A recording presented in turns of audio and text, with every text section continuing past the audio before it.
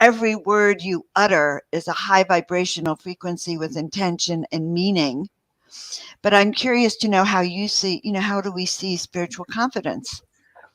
Well, first of all, I always, when I'm working like on myself or working with others, it's like I create this open, clear vessel. It's an empty vessel. So ego, which are like, oh, look at this. I was like, ego, I'm just going to let you go sit in the corner and go read a book or something, but you just stay out of this because this has nothing to do with you right now.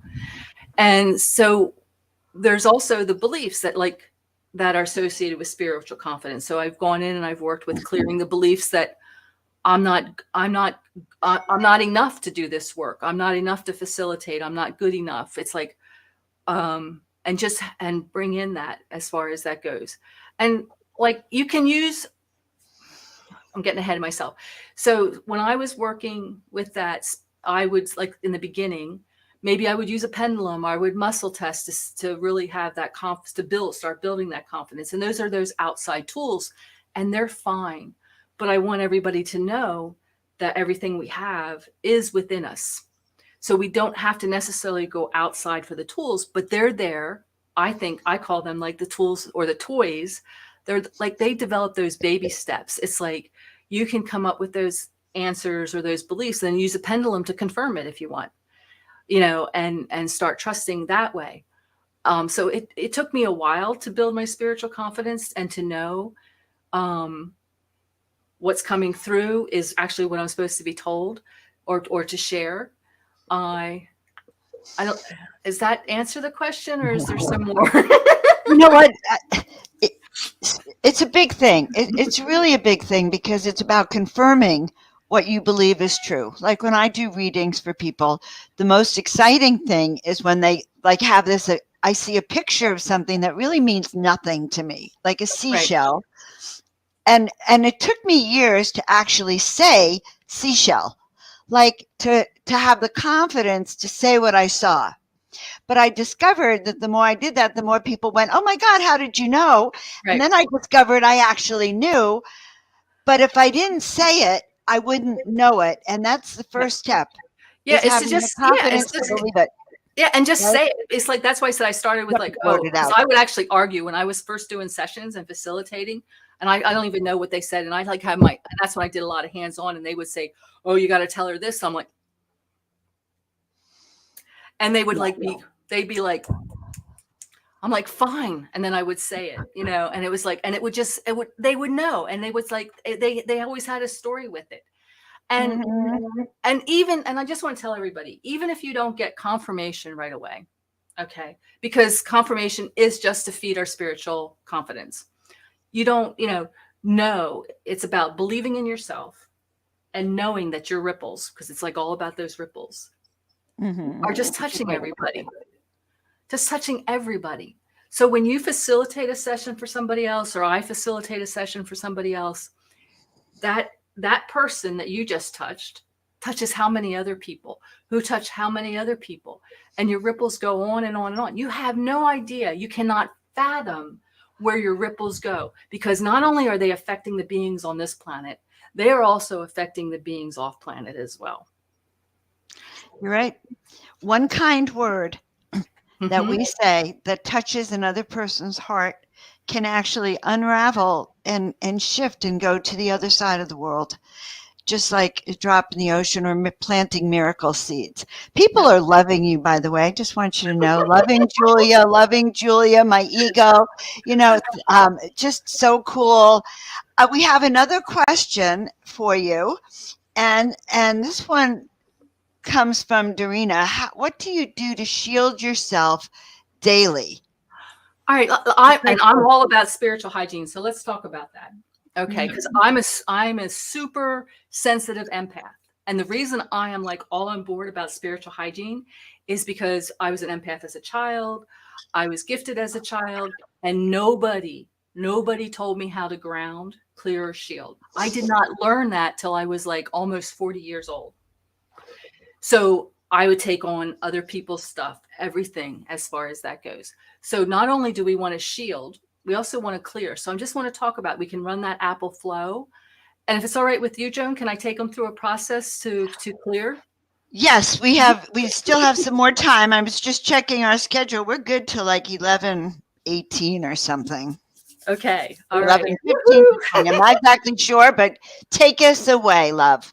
Okay. So we can run that beautiful apple flow that we did in the beginning. And I have this video on my YouTube channel. It's about bringing your bodies into balance. So check that out on the YouTube channel. And just, if you do that a couple times, but we're still in that flow from when we did that. And I just want, and this is going to be a combination of grounding, clearing, and shielding. Okay.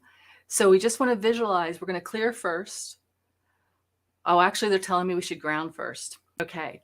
So grounding is really important because the analogy is if you're not grounded, you can't hold all this energy and light that's coming through. Okay. So it's really important because it's like if you have a generator and you use a toaster cord to plug it in, you're just going to blow all your circuits out. So let's talk about grounding first. So I want you to visualize yourself. Actually, we're going to do two ways that I like. You're going to visualize yourself as a tree. It can be any tree you want. And I want you to see, know, or feel your legs becoming the trunk of the tree, strong and sturdy. It could be a willow that's flexible. It could be a pine that's stodgy. It could be an oak that's grand. It could be a redwood, whatever tree you want to be. And see, know, or feel those roots coming out of your feet, going down, down, down, down to the crystalline core of the planet, anchoring into Mother Earth. And for those of you who have a little trouble staying in your body, which I'm also one of those, here's another way to ground. I want you to visualize a 3-pronged cord. You know, you have the 2 upper prongs, and then you have the grounding prong that grounds you when you plug it into the wall. I want you to see those two top prongs coming out of your feet and the grounding prong coming out of your root chakra. And this is a 6-foot cord that just encompass you, and just see that cord with that grounding plug going down, down, down, down, and plugging into the earth. And feel the difference between those two. Some of you might not notice a difference because you already got grounded on the first one. And I'd like to visualize a blue diamond waterfall for clearing when I'm out and about. So I just see, know, or feel, or use my imagination, these little blue diamonds, this blue waterfall just coming down, cutting away everything that's not mine. Just cutting it away, nothing that's mine, nothing that's attached. And the beautiful water from the waterfall is just flowing over top of us, washing it all into the earth. Really clearing that. And as an empath, because most of you are, our solar plexus, that 3rd chakra, is where we hold other people's stuff. So this is just another piece that I picked up, and I want to give a shout out here to Cindy Dale. She works with the chakras, and I got this little piece, this little tidbit, which is really powerful from her. You want to come in through the back of this beautiful 3rd chakra. And there's an inner wheel and an outer wheel. The inner wheel is where your divine spark is. Your outer wheel is where your experiences are. And we're going to call in the virtue of clarity to come in through that inner wheel, through the back, because the back is where your knowledge is. And it's going to allow you to discern what's yours and what isn't yours. We're going to call in those absolute scales of scalar waves, absolute ribbons of grace, ribbons of ease, absolute light. And it's going to stir and mix that up so you can know what's yours and what isn't yours. We're also going to bring in through the back of that chakra, clearing and cleansing. It's going to go out into the outer wheel where your experiences are, and it's going to push and clear and cleanse and transmute anything that's not yours out through the front. And feel that and let that go, because now it's like you've let go of that. Now for shielding, what I like to do when I'm out and about is I call this my rainbow egg shield. And what I visualize is the colors of the rainbow. And I do 6 inches, the violet closest to me, the indigo blue, the sky blue, this beautiful emerald green with some beautiful pink swirls, bright orange. Whoops, we missed, that's the solar plexus. Oh, we want to bring in that yellow, that beautiful golden yellow. Now that beautiful vibrant orange and that ruby red. And it's all 6 inches. So as other people's energies are coming through, each of those colors has a different frequency, with violet being the highest. So the lower vibrations can't get through those up to the higher. So it might disable at the root, the red, or into the golden. But by the time it gets to the violet, it's on your frequency. It's within your range. So I like that, to use that as my shield. I call it my rainbow egg at 6 inches. And let's just say I need a little extra. I will visualize that expanding out to 12 inches for each layer. So that is how I work with the shielding. And my rule of thumb, if I'm out and about, I ground with my tree, or however I ground. I run my waterfall to clear. And then I make sure my rainbow egg's activated. Every time I open and close a door, every single time, I'm so conscious of it because I'm so sensitive to other people's energies. I do that work. And I make sure that we're intact that way. Does that answer everybody's question about that? Or is there any other questions on that? There's all kinds of different ways. If you can imagine it, you can create any kind of shield you want. But that's the easiest one that allows higher vibrations to come in, but keeps that lower vibrations out. I loved that one. I had never thought of using different layers in that cleansing process, and shielding layers and layers and layers. Mm-hmm. Yeah, because there is a mixed thing about mixed belief about whether you should shield or not. Some people think you have to take everything that comes in and you need to process it. My belief is, because I'm so super sensitive, that I shield, and some people don't. And if that doesn't resonate with you, that's okay. But for some of us who are super sensitive, for me, having those layers, those frequency layers, still allows that higher stuff to come in. So you're not like blocking everything out. You're letting allow what comes into your resonancy. I can't even talk anymore. The energies are making me go crazy. Which is why we need protection, by the way, which is that the energies are so high but ungrounded. And, the fear-based reality of the world right now is so intense that keeping our sanity is really important, and keeping ourselves protected, keeping ourselves grounded, spiritually grounded. You gave me a great clue today, Julia, in adding the word spiritually in everything I do, like spiritually awake, spiritually grounded, spiritually focused, spiritually clear, spiritually vibrant. I don't know. I feel like I'm on a new track having listened to you. And that's what happens when we work with other people. We find new ways of seeing things and shifting, how we see it. So spiritual awakening. So tell us, so a lot of people love you. I'm just going to tell you, they just, love your energy here and want to know how they can reach you. Okay. Well, I would start with my website, which is pretty simple, juliastube.com. And what I offer there is on the website. There's also links to my YouTube channel, which is Julia Stube, the Galactic channel. If you want to work with me, you definitely want to go to my website. I do one-on-ones. I have 30 minutes and 60 minutes available. I have actually a group program, group transformation program coming up the 14th of April. And what that encompasses, I only work with 6 to 8 people, and it fills up really fast. Is we work with your spiritual hierarchy. So what we do is we work with connecting and merging with your higher self, your Merkaba light bodies,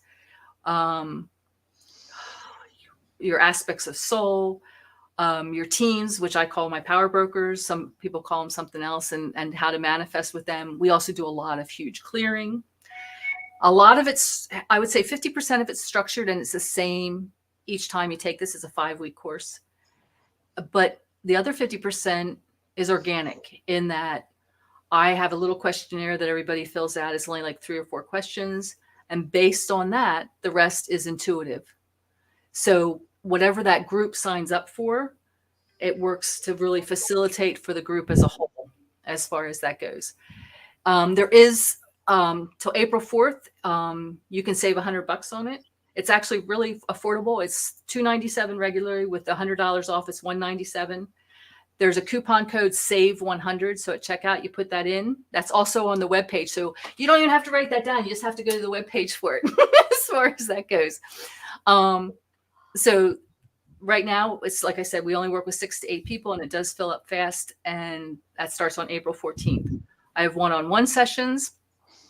I have mentorship programs, which is a 3-month class. It's a 3-month being where we meet every other week. It takes a deeper dive into what we do in the group, and it's more personal. I have mentorship people who are always learning. I have somebody who's signed up for that program now. She's on her 4th time signing up for it, because we just dig deeper and deeper of whatever's guided for her as far as that goes. And she loves it. She's creating magic all over the place, but she still just loves it. And then I also facilitate what I call it's a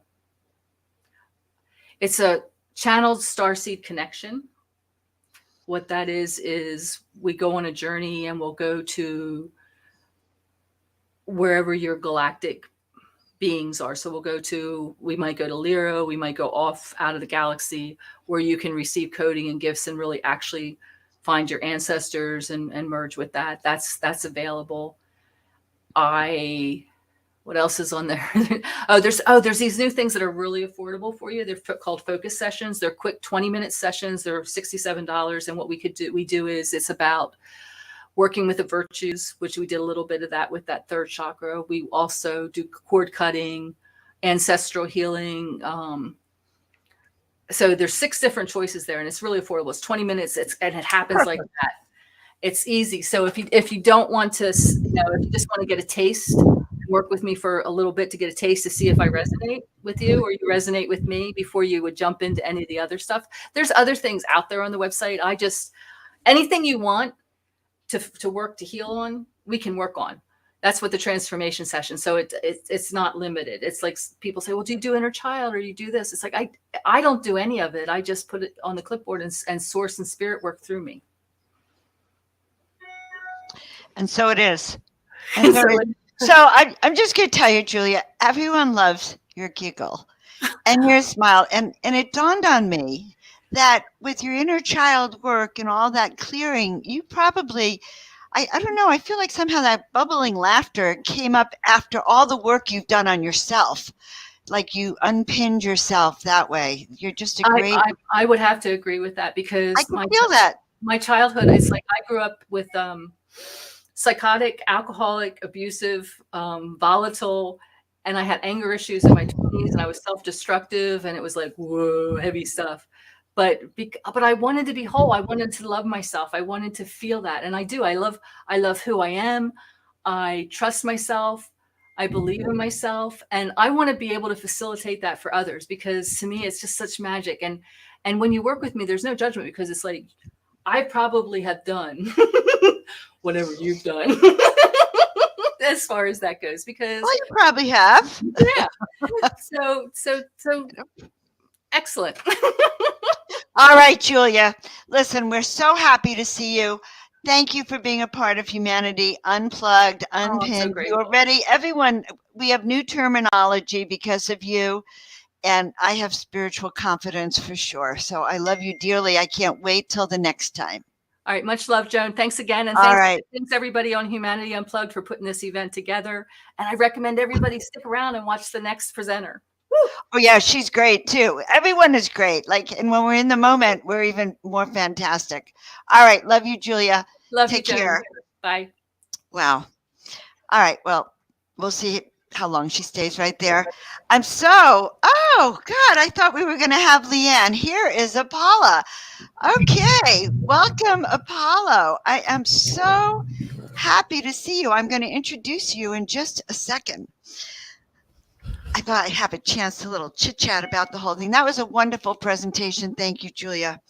All right, well, guys, a few weeks ago, I guess it was the beginning of February. Honestly, it feels like another lifetime because time is moving so fast that 1 month is like another lifetime for me. But a month ago, I was at the Conscious Life Expo And I love that expo. I get to introduce speakers, and I was on the mezzanine, and I see this table and this red-haired woman. I thought that I was seeing Wonder Woman. I see this table that has the most incredible wands, and she herself was dressed in the most spiritually awakened outfit I have ever seen, and so authentic. Apollo, a Wonder Woman, that I just had to invite her to be on this program. I think Omar had just mentioned it. And it was like, oh my God, yes, she's going to be my first guest. And that's how I felt when I saw you. But I want to tell our guests about you. So Paulina Howfield is an artist working in the entertainment industry in LA as a SAG-affiliated actress, a talk show host, and formerly the guitarist for the multi-award-winning 432 hertz frequency band, The Siren.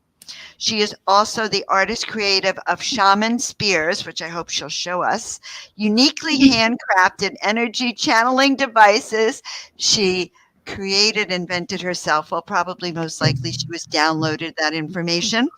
She's also the host of her own YouTube channel, Apollo's Odyssey, and is a reporter for UFO News Network, Third Phase of the Moon. So I think I remember who started that. That was John. What was his name? Wait. Blake and Brent. Okay. Yeah. Got it. Okay. And besides being an artist of many forms, she is a speaker for conscious disclosure conferences after being a lifetime researcher of ufology, exopolitics, forbidden archaeology, esoteric knowledge, and metaphysics. She herself has been considered to be a pioneer in the human consciousness shift movement. We're really honored to have her, guys. After a lifetime of practice in quantum touch, Apollo is now certified on quantum touch levels 1 and 2, the Wonder Method, and has explored other modalities as well. So besides her studies in the paranormal, she's a political activist and part of the Free and Equal Elections Foundation. She's traveled the world visiting sacred locations, investigating forbidden archaeology and ancient sites, and she presents at many events around the world. So I'm really happy to connect you all with Paula. Welcome, love. Thanks so much for the introduction, Joan, and thanks for inviting me on today's event. I've been tuning into some of the presentations here, and I just love the topic of humanity unplugged. This, to me, the idea of the human consciousness shift that's happening right now on the planet is something that is of utmost importance to me. It's something that comes up in my shows a lot. I really have based my entire YouTube show around the idea of the human consciousness shift and waking people up to, these ideas and exploring what possibilities we have to move forward as a human race.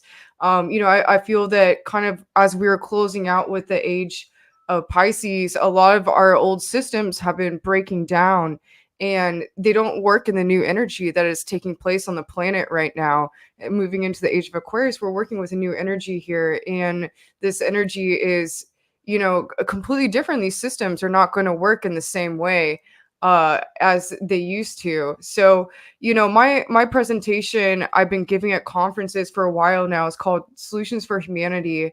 And it's really evolved so much over the years. I mean, I've probably been giving it for about 5 years now. And every conference I go to, every conference I do it at is completely different. And over the years, it's really evolved so much since what I, originally started with. And, I've realized a lot, in talking with people, getting feedback at a lot of these conferences.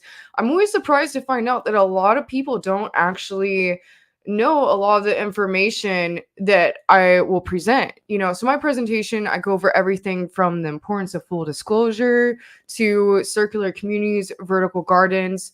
My presentation is normally very visual, and I can possibly pull up my PowerPoint on here. I'm not sure if you all would prefer to see my face or have the PowerPoint. I think maybe I will, since I'm doing this online right now, maybe I will speak some of it and then bring up my presentation a little later on when I want to get a little more visual for you all. And I can do that on my end here. You're so beautiful, and your background is so beautiful. The colors, the more we can see you, I think the happier we are.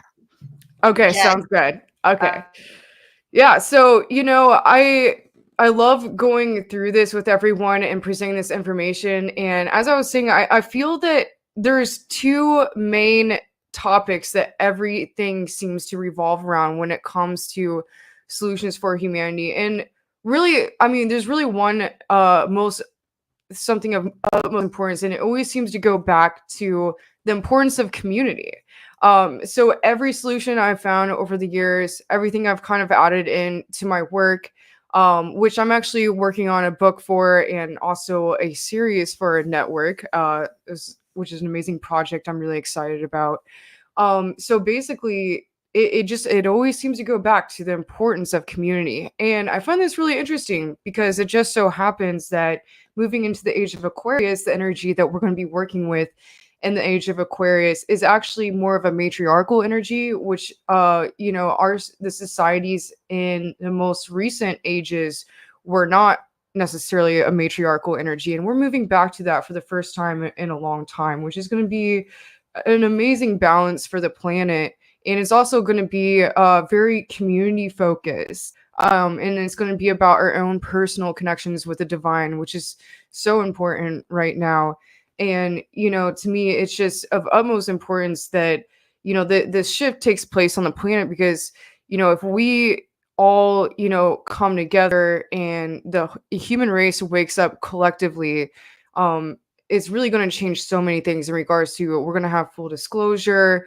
We have so many solutions available to us for the planet that aren't really being implemented right now. And so this is the main thing that my presentation has always been focused on is, I realize like there's so many solutions for humanity, but in the news today, all they seem to talk about in the media is all the problems. And we're never focused on the solutions. And as a friend of mine always said, there's no problems, there's always solutions. And I think that is really a great mentality to have about things. So with my presentation, I really like to focus on the solutions that are available to us. And really, there's so many. I always like to headline my, event, Solutions for Humanity, the future is brighter than you think.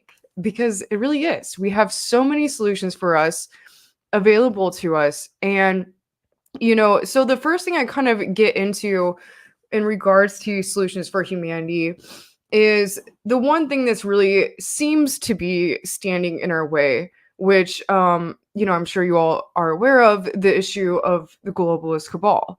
So, obviously there are these, people on the planet right now that are kind of in control of, basically keeping us in a prison planet mentality.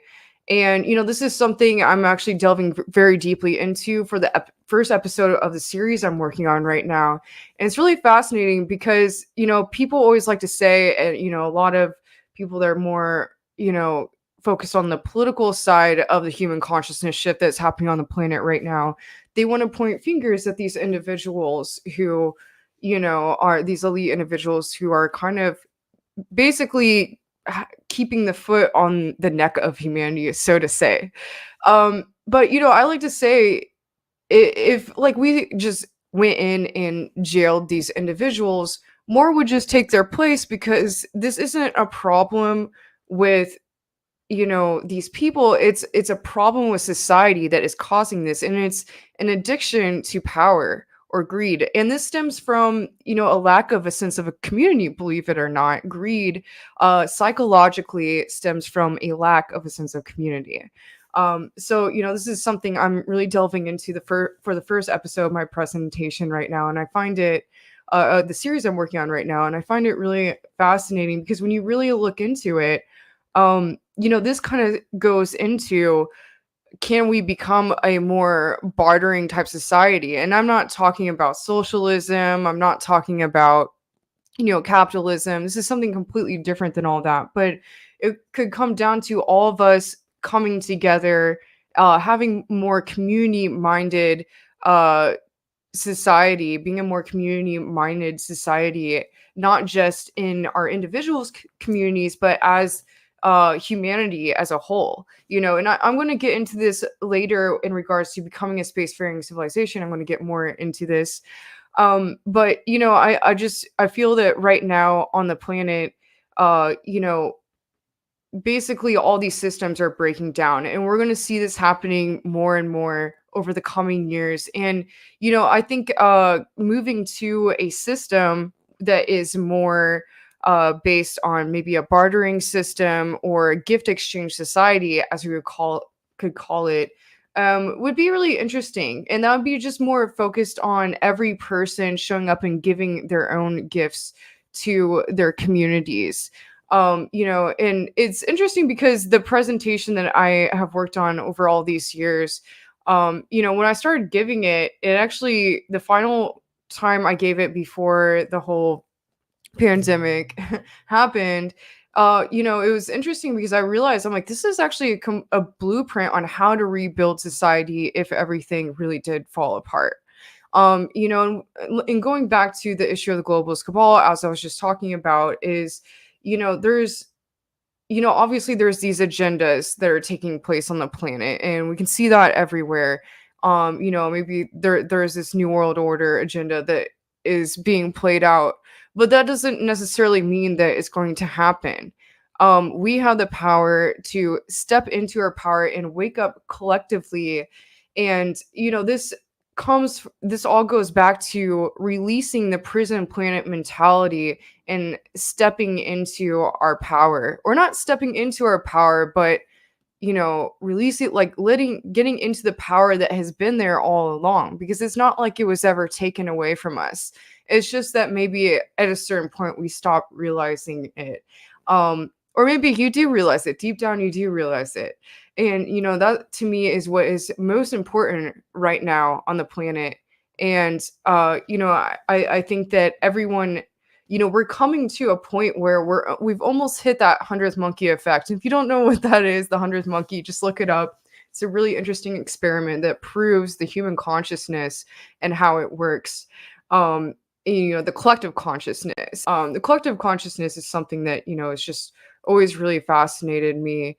And so, going back to what I was saying about the issue of the globalist cabal, I think there's these certain individuals who incarnated on the planet to help us with this time that we're dealing with right now, to help us to evolve. Maybe they took on these positions to basically, so evolution, it does not happen without stress.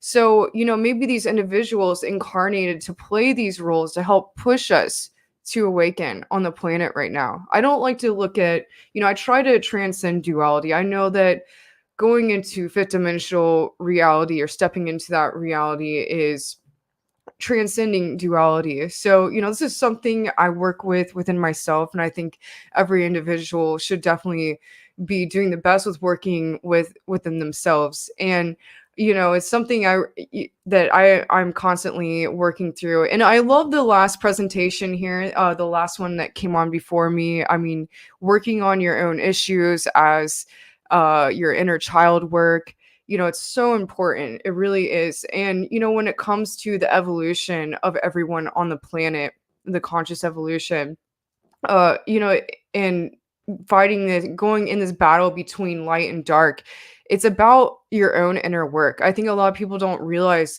that the work that they're doing in themselves is being reflected into the entire collective. And is really interesting. If you have this dualic nature in yourself, where you're warring with these issues within yourself, that's going to be reflected physically, manifested physically on the planet. And it's interesting. It sounds kind of crazy to think about, but I really feel you can really see this happen. And a lot of the ancient sages and teachers have always said, in different forms of saying this, that the work that you do within yourself is the most important work that you can do in regards to helping the entire collective or the entire planet. So, I always like to start off my presentation by saying that, if you're not doing what's right for you, you're not doing what's right for anyone else. I love saying that. Someone told me that a long time ago, and I really feel that we all came here, we all incarnated here with our own missions. And it's like when you wake up in the morning and you get this anxiety feeling, that a lot of people, I feel like these days, are dealing with a lot of anxiety, and anxiety is unused energy. I like to say that because I know so many people that are, telling me they have anxiety and all this stuff. That means that you're not stepping into the energy of working on your mission. So when you have that feeling, if you wake up in the morning, you just need to go and act on what it is you're supposed to do. I always try to stay present in the present moment, always, feeling out, what do I need to do? Where can I be of most service today on the planet? I think if everyone wakes up every day and thinks in that mindset, the collective is going to become so much more powerful.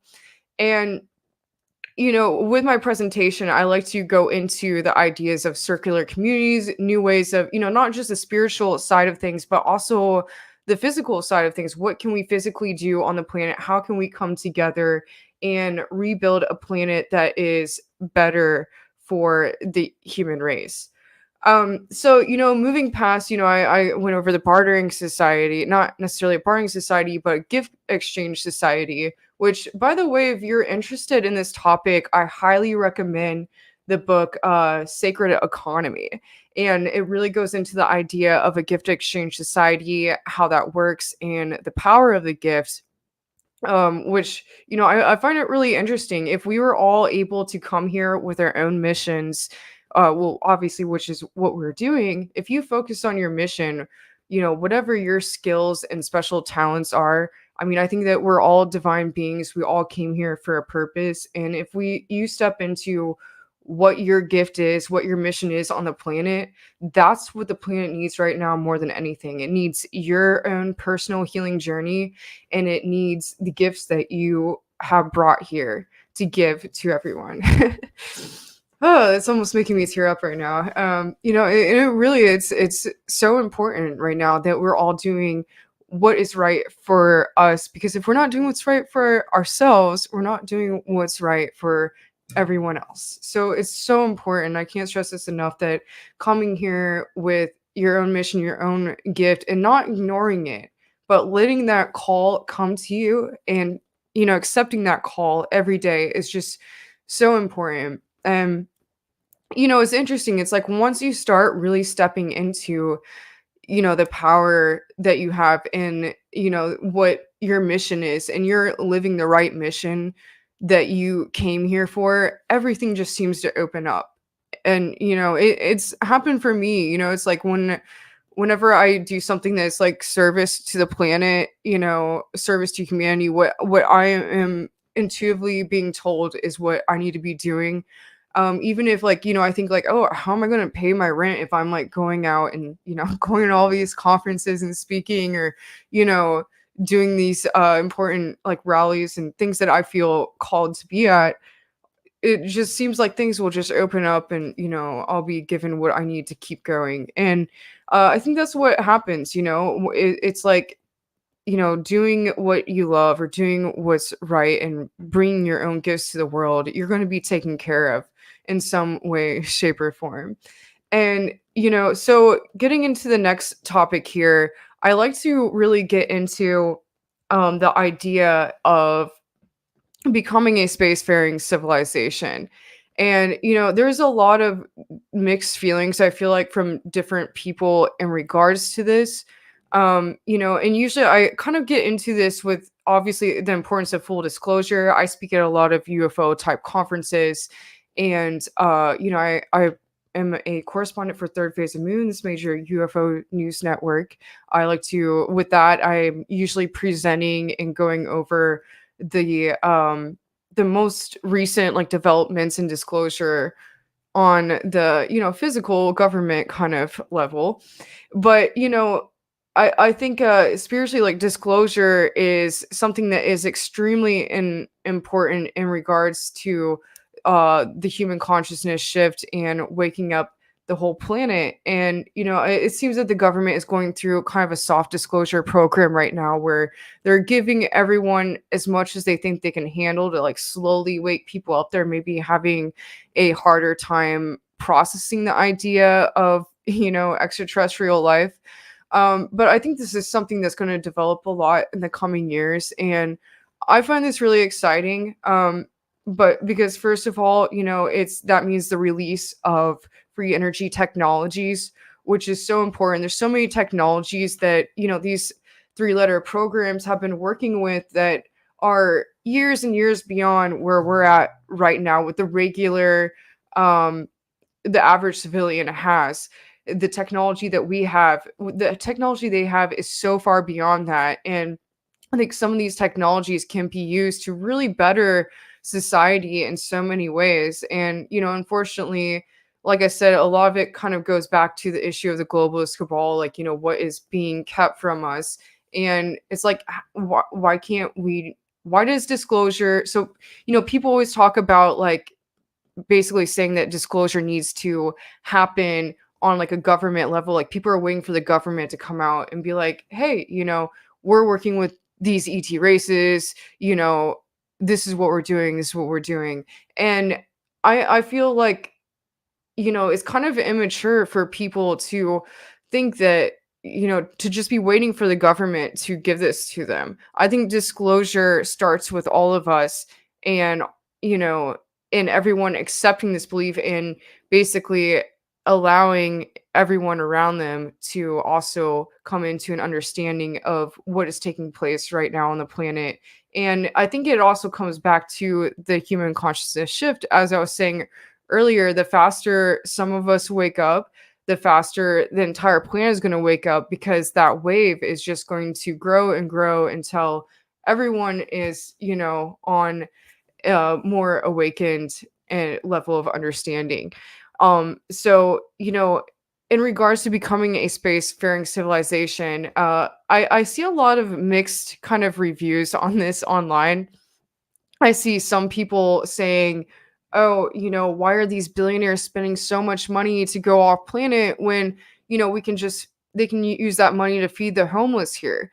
But, actually going off planet and becoming a spacefaring civilization would actually give so many solutions for humanity and be a really amazing thing for humanity. There's a lot we can get into with that. First of all, going off planet, we could actually create space habitats in the atmosphere, which is something Jeff Bezos with Blue Origin is working on right now. And there's many different types of space habitats. I usually go through them in my presentation, show the designs of them all. But it's interesting because a lot of them were created by the concepts were actually created by sci-fi writers. And then NASA and these different space programs started realizing, hey, we can actually build this. So, I think that's really fascinating because, a lot of times, like it's like the dreamers dream and the doers do kind of thing. It's like a lot of times these writers or artists will come up with these ideas and then someone else will come along and bring them into reality. And I think that's really incredible to see. And so, there's all these different types of space habitat concepts. And it's interesting because I found out, I've been doing a lot of research on this, and a lot of these they've realized are actually possible to build, and they've been working on them. I know Jeff Bezos's project with Blue Origin is he's creating, I believe it's the toroidal, the Stanford Torus, I believe it's called. Normally I go through the designs online, but basically it's like an orbital ring, and in the ring they have a self-contained climate in the ring that goes around the ship, and it has its own way of kind of balancing the gravitational field. It has its own environment in it. It has animals. Like basically it would be like a huge, like its own self-contained climate. So this would be interesting because this would be one way of releasing the pressure of the population on the planet. this would be one way of not having to deal with cataclysms on the planet. And I'm in no way, shape, or form saying that it's wrong to stay on Earth or live on Earth. I'm just saying this would be an amazing option if, you know, someone wanted to do this. There's actually they could actually have anti-gravity recreation areas in these space habitats, which would be really fun. You know, you could have a whole section where you can play games in like anti-gravity. You know, and what's also interesting is going off planet and mining asteroids would actually be a way of getting tons of rare earth minerals that could be used to power a lot of, you know, energy on the planet. So there's actually an asteroid that is very close to us that scientists have looked into, and the minerals on it that I guess they scanned it with some sort of technology. They found out that the minerals on it are worth $10 quadrillion. That's enough for every person on Earth to have $1 billion.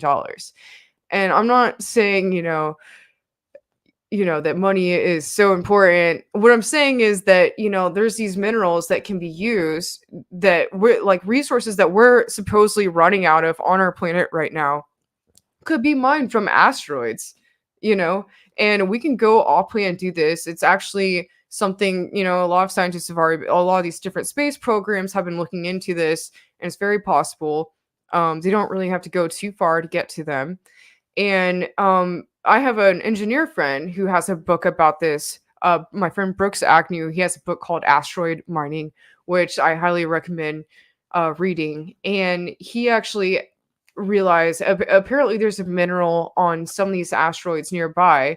I forget exactly what it was called right now, but this mineral can be used for nuclear fission technology, which would be a very you know, powerful energy source, which could also power the whole planet in a completely different way that would take us away from gas and gas and oil. So, you know, I think that's really amazing. And there's so many solutions in regards to becoming a spacefaring civilization. So once we start doing that, that's when we can start becoming a type 1, type 2, type 3 civilization, which is really interesting because, you know, it starts from harvesting the power of our own planet. I believe it's type 1. Type 2 is harvesting the power of the sun, and type 3 civilization is being able to utilize the power of, or convert the power of like the cosmos and use it energetically. So, you know, this is something that once humanity starts moving on and tapping into you know, these concepts and actually using them, we'll be able to be so far beyond where we're at now. And I always like to say, you know, it's interesting. I feel like a lot of people don't think about how much becoming a spacefaring civilization is going to change us consciously. You know, it's going to be a major, major wake up call when, you know, this technology starts being released just on our planet. You know, and so I've been looking at, there's these different blueprints that have been released on these ships that can go from New York to LA in 7 minutes. They've already released the concept designs for these ships, and they can do it, you know, basically it'd be a spaceship that would go up in the atmosphere, then come right back down. Or, you know, I'm sorry, like up into space and come right back down. And it would take 7 minutes. You know, a lot of people say like, oh, well, you know, that technology, it's probably going to cost a lot of money. It's probably not energy efficient. It probably won't even make sense. It'll cost too much. But just think, you know, when computers first started, a computer was like a huge warehouse, and now we can fit it right here in our pockets. So think about that. Technology evolves so quickly over time. Why can't these ships easily become energy efficient in the coming years? Why could it not? Maybe at some point it'll become available to where, like, you know, if we start using this nuclear fission technology to power ships, or we understand these different types of energy, maybe being able to utilize the energy from the sun, or, you know, these different sources that are just make more sense and are much more efficient. Once we start doing that and using that to power these ships, and we start being able to go from, New York to LA in 7 minutes, or from, I know they already have a ship that goes from New York to London in 2 hours, the Concorde. I know United is actually working on a ship right now where they can do it in an hour. And that's going to be rolled out in the next few years, I believe. I've been seeing advertisements for that. So really interesting. And, I'm looking at the comments here. Heaven is Here said, we need free energy. Yes. And I feel that, I think there could be ways of figuring out how to power these ships where it would be powered by free energy. And once this happens, or once like the just the general, our general appliances and everything are powered by free energy, then we'll be able to really be truly, I think, free. Like we won't really have to, it's like if you're not working to pay for energy and it's free energy, that's going to really take a lot of pressure off society and allow people to step into their missions a little more. So I think that's really amazing. And so, becoming a spacefaring civilization, so I was going back to what I was saying before about the conscious development that this will cause on society. Imagine if you could go from LA to New York in 7 minutes. Imagine if you could get in a ship and go across the world, maybe go have a business meeting in Europe or Africa, go meet there for like lunch, and then go back home in time for dinner.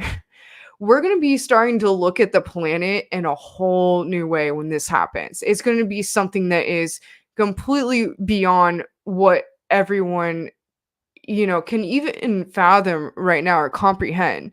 And, when that happens, we're going to see the human race in a much different way. And that's what I think is so amazing about this. Like in the most recent centuries, we just started kind of understanding the cultures of everyone around the planet. But I think once we become a spacefaring civilization, that's going to move us from this mentality, the separation mentality, to understanding that we are all one collective human race, and looking at the whole planet as, basically one, human family. And I think that's going to be really interesting. I know a lot of astronauts that have gone off, right off planet, have noticed this and had this like major kind of awakening experience when they experienced this, which I think would be extremely profound. And I hope one day I can experience this. And I think when a lot of people start experiencing that, it's going to make us see the world and the collective human race in a much, much different way, which I think is going to be extremely fascinating. So, I'm really excited to see these developments in spacefaring technology. And I think it is important, as long as it's done in the right way and not the wrong way, as long as it's done for the right intentions. I think that this is actually going to be something that's going to be really amazing for the planet. And I'm someone that's all for, evolving spiritually, and, maybe like I don't agree with AI as much, these different I think evolving technologically in the wrong way isn't going to be right for us. But I think, evolving technologically and spiritually, learning to maybe utilize more free energy, natural sources, maybe say harvesting the energy, utilizing the energy of the sun for power, or also, so here's another solution for humanity that I think is really incredible. This solution is actually something that I started my entire presentation with, or it was like the original idea for my entire presentation. After I spent a 2-week research trip in Egypt, someone asked me to start giving presentations, and I was thinking about a presentation I could give, and I'm really inspired by Larry Dean Hunter. I don't know if any of you have heard of him, but Larry Dean Hunter has done amazing work in regards to the Great Pyramid. And in Egypt, he's a archaeologist there, and he's done a lot of really, he's even been to Turkey, Mount Ararat, supposedly found the ark, the fossilized petrified wood ark on the top of Mount Ararat. And, in Egypt, he's done a lot of work with the pyramids, and it's really incredible because he gets into the idea in his presentations about how the pyramids are not actually four-sided, but they're eight-sided. And there's a slight indentation on each side of the pyramid. And the ratio of this indentation, so I'm sure a lot of you are probably aware of the solar panel fields outside Vegas. If you're driving from California to Vegas, you see these expansive solar panel fields in the middle of the desert. So apparently these panels kept exploding from the light from the sun. And so Larry Dean Hunter took the ratio of the sides of the Great Pyramid, the indentations on the side of the Great Pyramid, and gave it to these people that were these engineers that were in charge of the solar panel field. And he said, hey, try putting this indentation into the mirror, into the solar panels, and see what happens. So they did that, and they stopped exploding. So obviously the pyramids, they used to be sided in white limestone. And basically from his research, he's gathered that the Great Pyramid was used as like a giant power source, a giant solar panel way. And he always says, blink once, the light goes already went around the planet 8 times. So blink once, light went around the planet 8 times. That's how fast the speed of light is, and that's how powerful the speed of light is. And obviously if you fly over the pyramids, you see it looks like a circuit board. You see the larger ones, the smaller ones around it, and just think, and there's not just pyramids in Egypt, obviously, there's pyramids on every continent all around the world. They have them. They've even been supposedly finding them in Antarctica most recently, but there's a pyramid in Alaska that's been found. There's pyramids that are kind of more buried in here in America because of the ancient cataclysms that were hit here. They're a little more buried here. But we have pyramids in South America, pyramids in Mexico.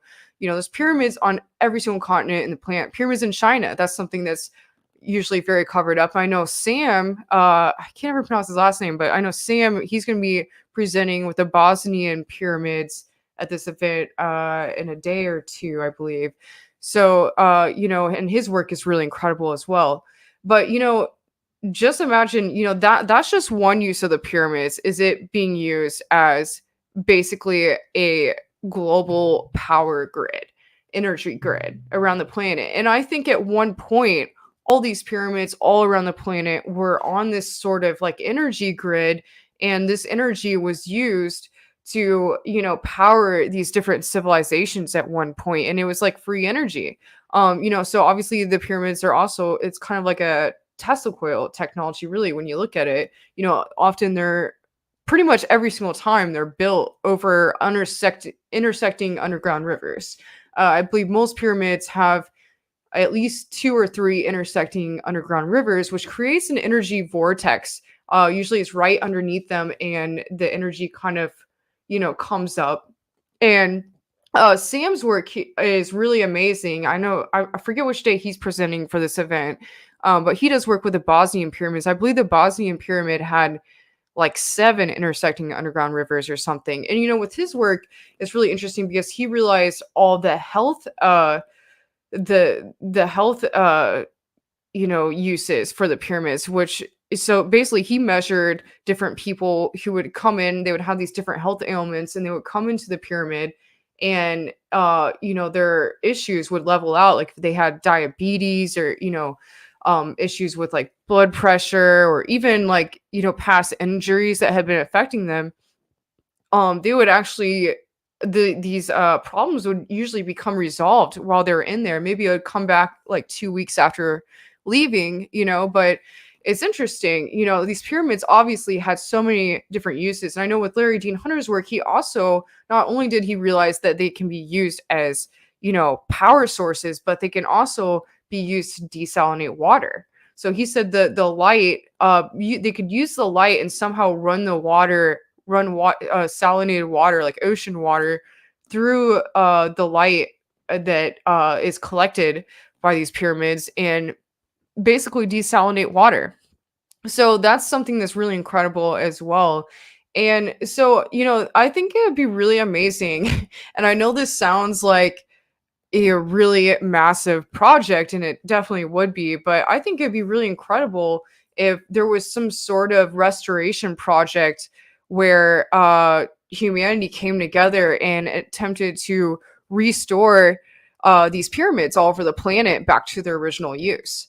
I think if we were able to come together and actually maybe, side the pyramids with white limestone again, restore them, and it would be a huge operation. Obviously, it'd be a ton of work. But I think if we were able to do this, maybe, each country that had each continent that had a pyramid in it would be responsible for, like the population in the area would be responsible for working on the restoration process. But if we started doing this and restored them back to their original use, I think it would be so incredible. And, that would be a way of powering the entire planet. And, I'm really curious to know, what did happen in ancient times? When were they used? Are they much older than we think they are? I know there's a lot of evidence to show that, a lot of times when they try to do this carbon dating on these pyramids, a lot of times what they're testing in the carbon dating may have been when they were more recently restored. Like maybe they had a restoration process like 3,000 years ago. So people like, they test it and they're like, oh, this is 3,000 years old because, it's dated to this time, when really maybe that's when it was restored. And it's actually, much, much older than we actually think that it could be. So, it's really fascinating. Obviously, there's tons of pyramids in the Amazon jungle, all over South America, all over the entire planet. And I think it would be really incredible if we had this sort of operation to attempt to, or try to at least restore the pyramids back to their original use. I think if we were able to do that, that would be an amazing free energy system for the whole planet. And it would be really cool to see, So, like I said, I know it is quite the, that would be quite the adventure, and it would take a lot of time and resources. But once that's done, I'm sorry, just reading the comments here. Oh, so Sam presented last night. That's cool. Yeah. I always love seeing him present. He talks about the health side of everything. And in the presentation I've seen of him, he always got into, okay, so Heaven is here saying, he was saying something last night like, it's 50 times healthier in the pyramids than on a mountain alone in a pine forest. Yeah, so, I think it's it has to do with something about intersecting underground rivers. They can kind of create this energy vortex, and having this pyramidal shape, it really affects your consciousness as well. So I think it's really amazing. Pyramids have so many different uses, and they're really incredible. And obviously these ancient people or aliens or whoever it was who built these, they didn't just build them for no reason. They're there for us to use. And I think we should really try our best to restore them. I think that would be really incredible if we were capable of doing that. And we are. So, that's another amazing solution for humanity.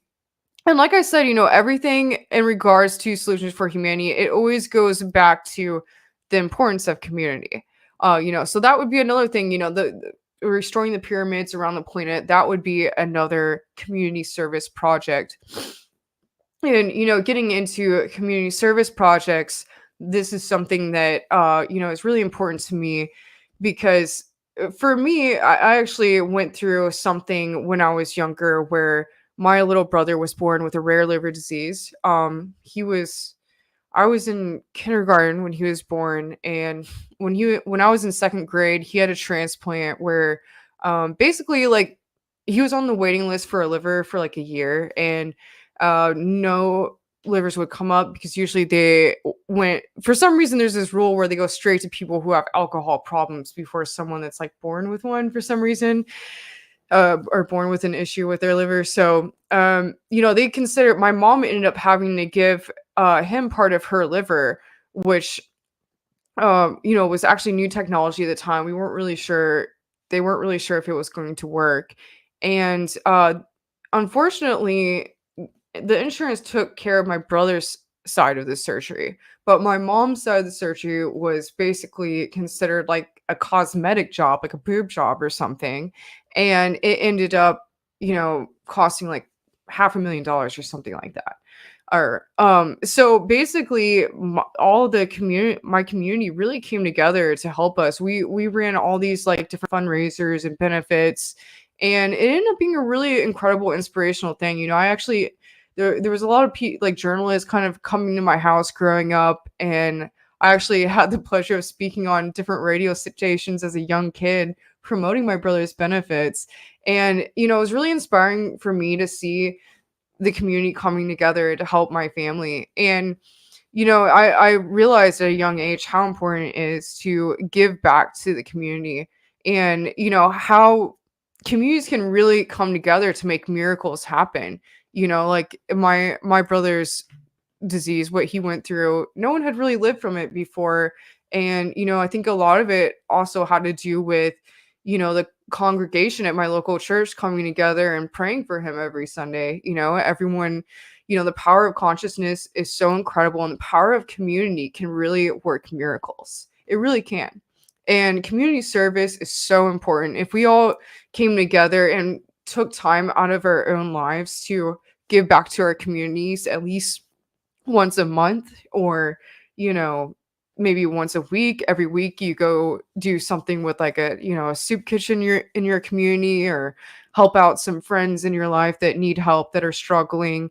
It's so important. And I really think it's amazing to see when communities come together to help each other out. And I think like I was saying earlier, moving into the age of Aquarius, it's going to be more about coming together, bring our energies together to create, and co-creation. That's what I'm looking for, co-creation.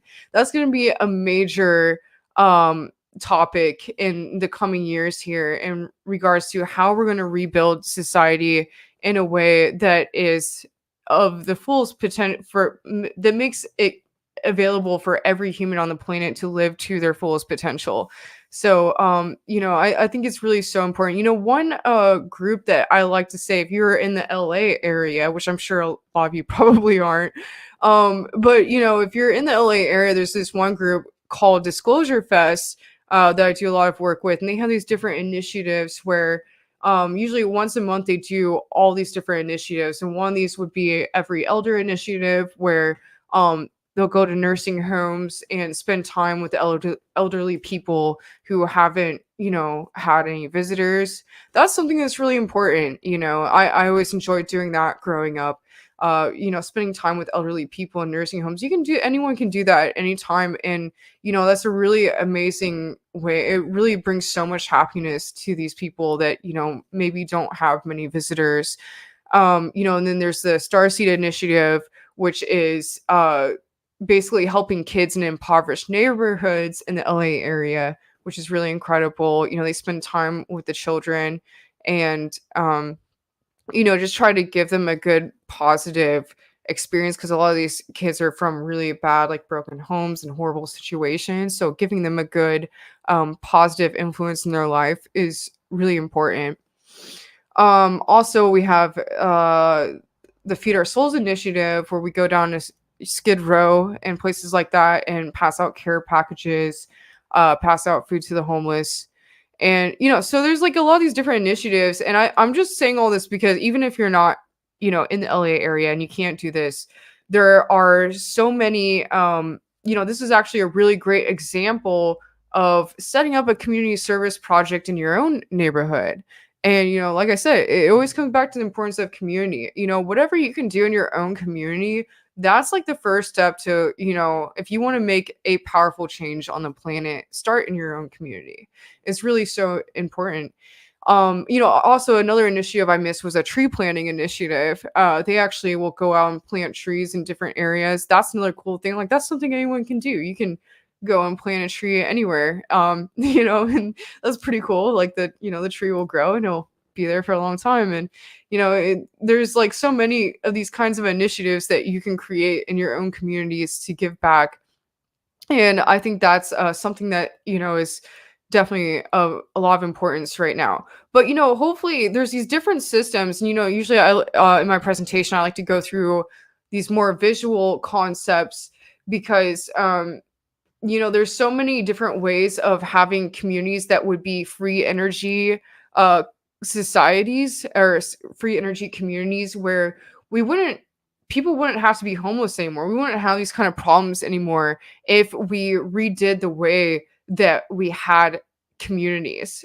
So one concept that I love getting into, and probably my favorite part of giving my presentations, is going back to circular communities. So it's interesting, at the beginning I mentioned the idea of, the age we're moving into now in the age of Aquarius is a more matriarchal energy. In, having a circular community or a community-centered society would be actually really incredible and very much more matriistic minded. So I think that's really interesting. But, one concept I like to go through with this is it was actually created by the Venus Project, Jacques Fresco. I don't know if any of you have heard of that, but that's one that I love going through. And I don't necessarily agree with some aspects of it. Like, he says that it would have to be run by an AI power source so that, it could be built without built without people necessarily having to work. But I don't really agree with that aspect of it. But just the designs of circular communities, if you go online, you can actually look into it. Actually, I want to pull it up here just so you can get an idea of what I'm talking about. Okay.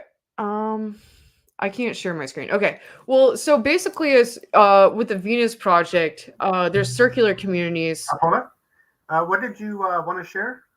I just wanted to share like a circular community design, just something. I don't know if maybe you could look it up on your end, or yeah, maybe. Well, you can just look up the Venus Project circular community. Just Google images and pull something up. Circular community concept, the Venus Project, and it should be the one with the concentric rings, like some concept with concentric rings.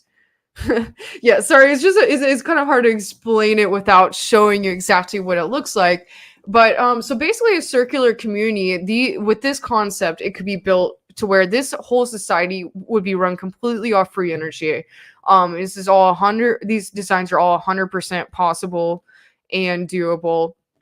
And basically it would start with a center area, and the center area would be like this kind of dome area, which would be, and these areas would be built first. So it'd be the center of the rings would be the kind of schooling area where they teach everyone, they start training people on how to build the community. And, maybe the center area is like, the education area, and it'll be like, maybe there's like areas in there where you can barter, or get books or music instruments, and you can just kind of barter them with people. So that would be the center of the ring. And then, there'll be these concentric rings kind of coming out where maybe there's kind of more apartment type buildings around these other rings. And in between all the rings, there's these, okay. So can you get one that's kind of more from above so that people can see the rings better? An image that's more from above. Okay, there we go. So right here, as you see, so basically these could be like little apartments right here, maybe like more housing areas. And if you don't want to live in an apartment type building, you can choose to live one that's way outside the rings. You don't have to live inside the rings. But, some people prefer to live in a more communal environment. So you can live in more of these apartment rings right here. And then there's these kind of parks and gardens that are integrated all throughout the design. And what's amazing about having a circular community is it's actually so much more energy efficient. If you go out to run errands, all you have to do is go out, go in a circle, and come right back to where you started, which is really amazing. And all the vehicles and technology they use for this is all run completely 100% off free energy. They have some really amazing even water communities here, and they even have like airports that show where people will come in, or the planes will come in and go around in a circle. So the infrastructure with this is really incredible. And so here's an idea of a housing design that would be outside of the concentric rings. But so the outer rings, if you could scroll up here back to the other area, could you please scroll up to the rings again?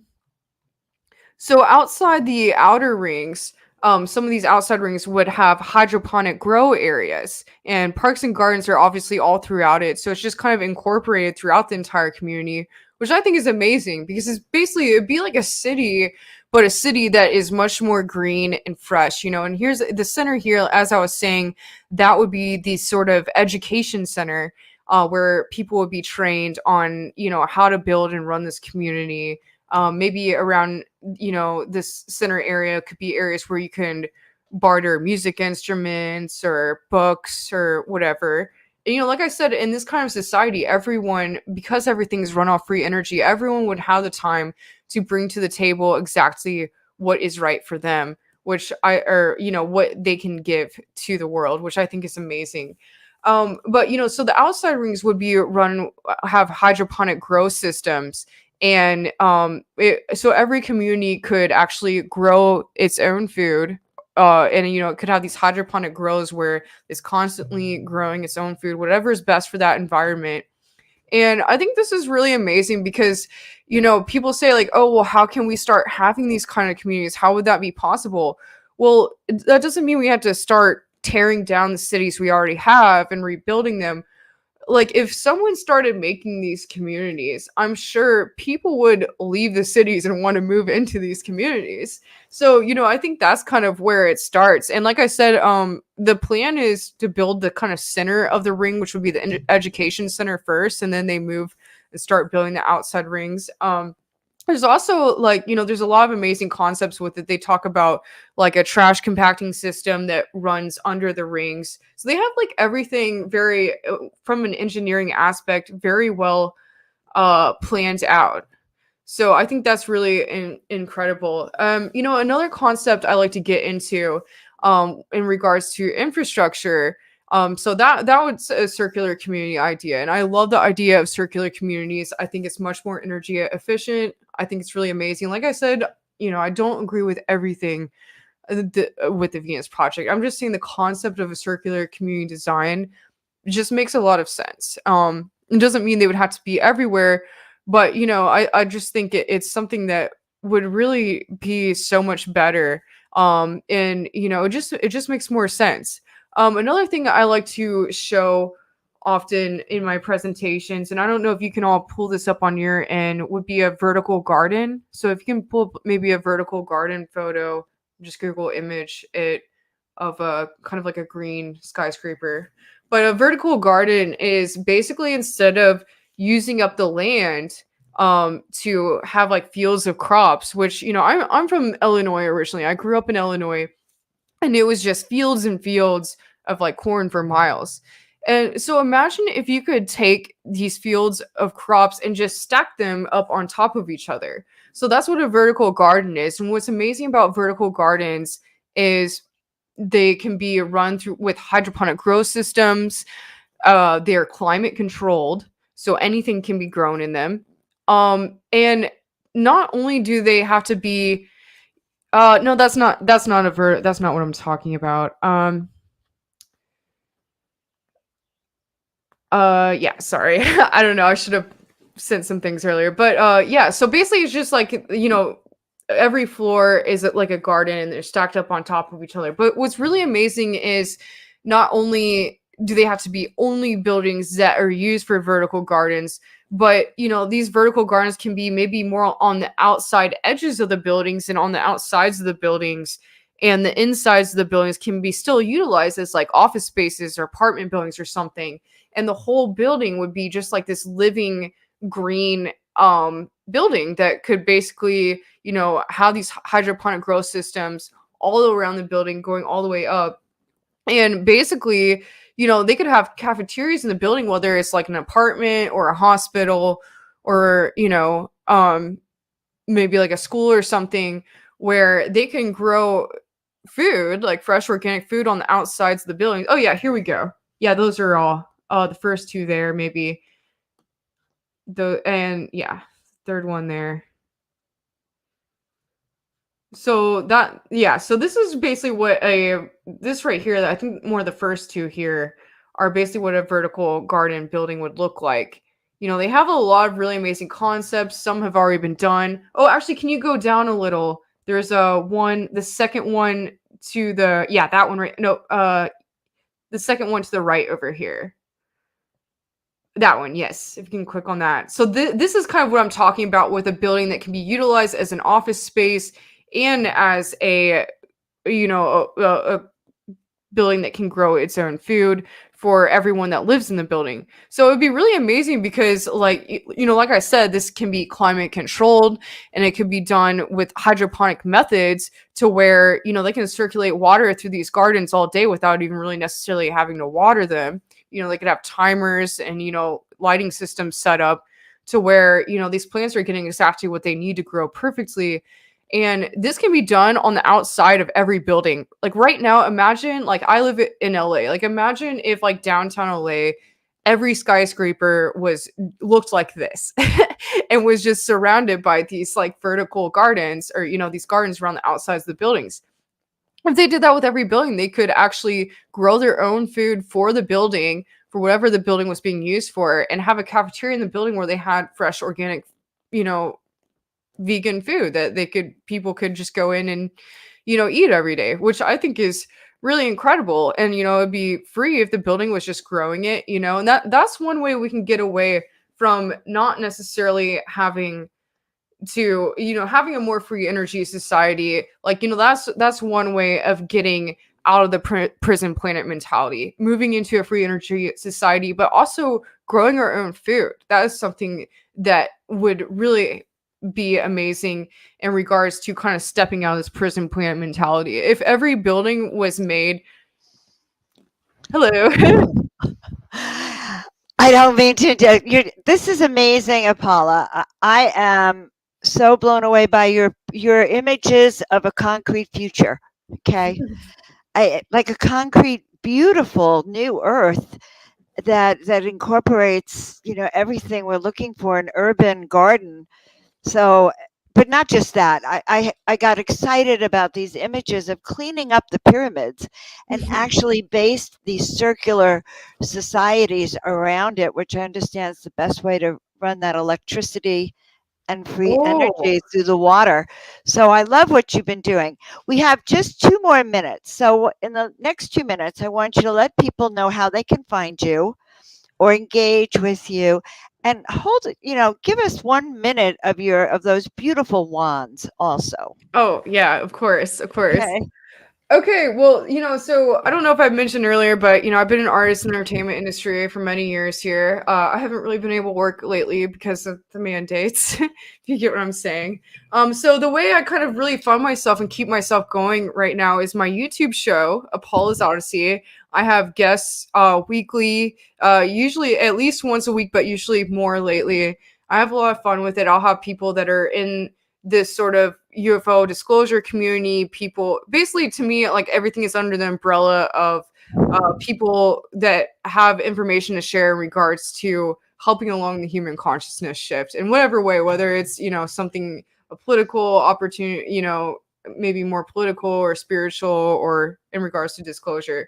But also, I have a company called Shaman Spears. I make my own spears for channeling energy, and they're not just art, they're actually technology. They're filled with copper coils, crystals, magnets, and sand and collect from sacred places around the world down the insides because they're made out of bamboo, so the bamboo is hollow. Also, quartz I collect from Crystal Hill right next to Giant Rock and Joshua Tree, which happens to be on the same ley line as the intersection as the Pyramid of Giza and the 33rd ley line. So it's pretty interesting place. And so basically, there's magnets all down the insides of these. So they actually really scientifically amplify energy like times 10. So definitely recommend checking these out. And again, that's on shamanspears.com. I call them Shaman Spears. They're all painted with crop circles that have been found around the world as well. I make some that are like smaller smaller wand size, and then they range all the way up to like huge staff size ones. People like to ask me what I do with these. Besides if you have any sort of energy channeling modalities you work with, I actually like going hiking with them. That's my favorite thing to do with them. I just carry them with me when I'm hiking, and it just really feels so amazing. So, again, those are on shamanspirits.com.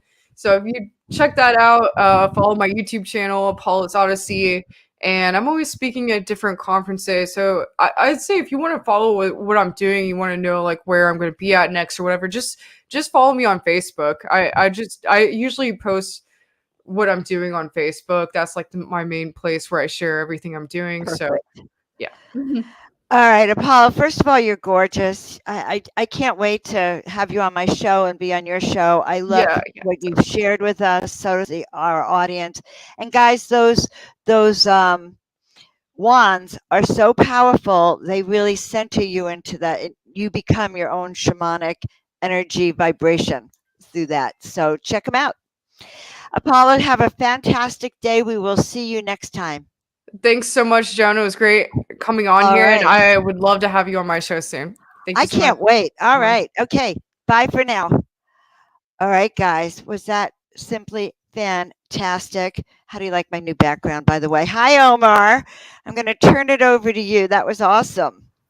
Hi, that was amazing. It really resonated with what Apollo was saying. Wow, what a great find. Thank you for adding her to this conference, and free energy and growing food on your towers. Imagine how that would be. We would solve hunger problems like right now. I know. I'm telling you, I felt like I was in the presence of Wonder Woman when I saw her. This high shamanic energy. Yeah, yes. She's amazing. She is a Wonder Woman. That's totally amazing. So now we're going to do a stretch. I'm going to take over for Liane. She's busy for the next 7-8 minutes.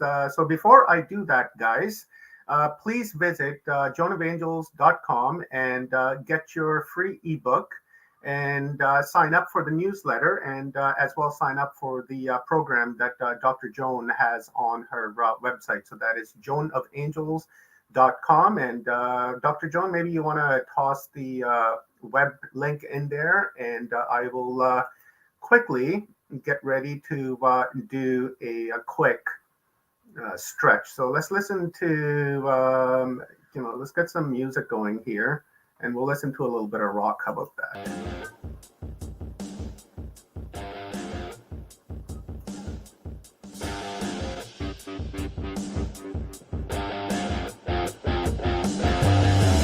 Okay, so I've never done a stretch before. Well, I've done them, but not like this. So let's put this to test here, guys. This is gonna be fun. Okay, so this is how I do it. Let me step back right here. Gonna need a bit of a space. So this is how I do it. I stand there and I'll go like this. Stretch your spine. Like that. Stretch outwards, reach, like that. Let's go up, reach for the stars, reach for the stars, reach for the starlight. Let's stretch our shoulders, go like this. Stretch. Oh, that's good. Go like this. The other side. Stretch. Oh yeah, that feels good. Let's swing our arms like this. Get that blood flowing. Like that. Squeeze down and you can touch your toes. Stretch. Stretch. Oh, that feels good. Like this. Stretch that back. Oh, good. Put one foot behind, guys. Another foot forward. Let's stretch our calf muscles and our thigh muscles. Oh, yeah. Oh, boy, that feels great. that. The other side. The other side now.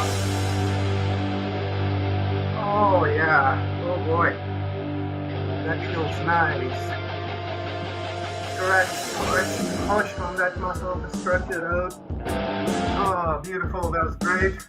This. Go like that. You have something that you can put your foot on, the chair, lean forward like that, give it a stretch. I've been sitting for a few hours now. Go like this. Stretch, yeah. I feel it right here, like this. To our neck, like that. Don't break it, just a little bit of pressure.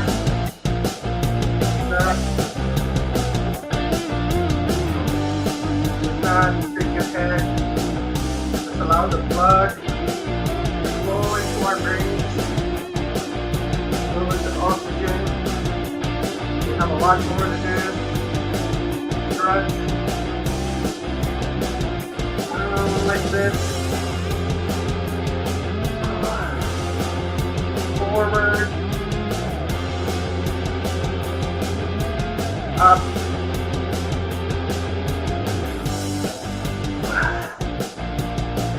Like this. Shoulders. The neck. Again. And touch your toes. Hand on your knees and kind of just slow down. Stretch the back of our legs. Oh yeah. That was wonderful. I really enjoyed that. Now, that was a beautiful, beautiful stretch. We have a couple more minutes before we bring our next guest on. So I'm going to stop this. And let's see if we can quickly do a little bit of conscious breathing and visualize light going out into the world. Let's go do some conscious breathing. Sit back, make sure your back is straight. In with the nose. Exhale.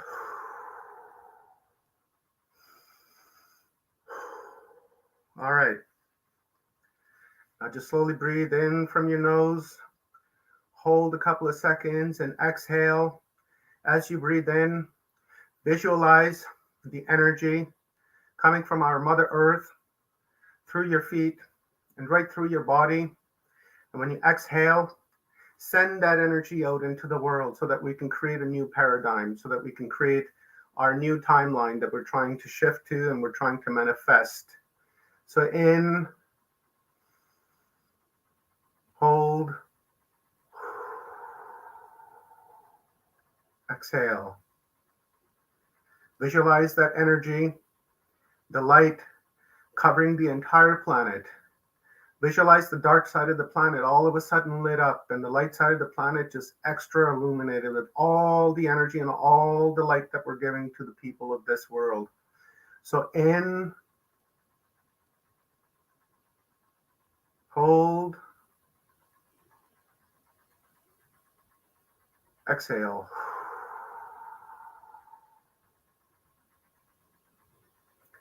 Visualize the light, visualize the healing, visualize the energy that you're sending out into the world for all those that need it, for all those people in Australia, for all the people in Europe, for all the people in America and South America, in Asia and Africa and Antarctica and all over the world.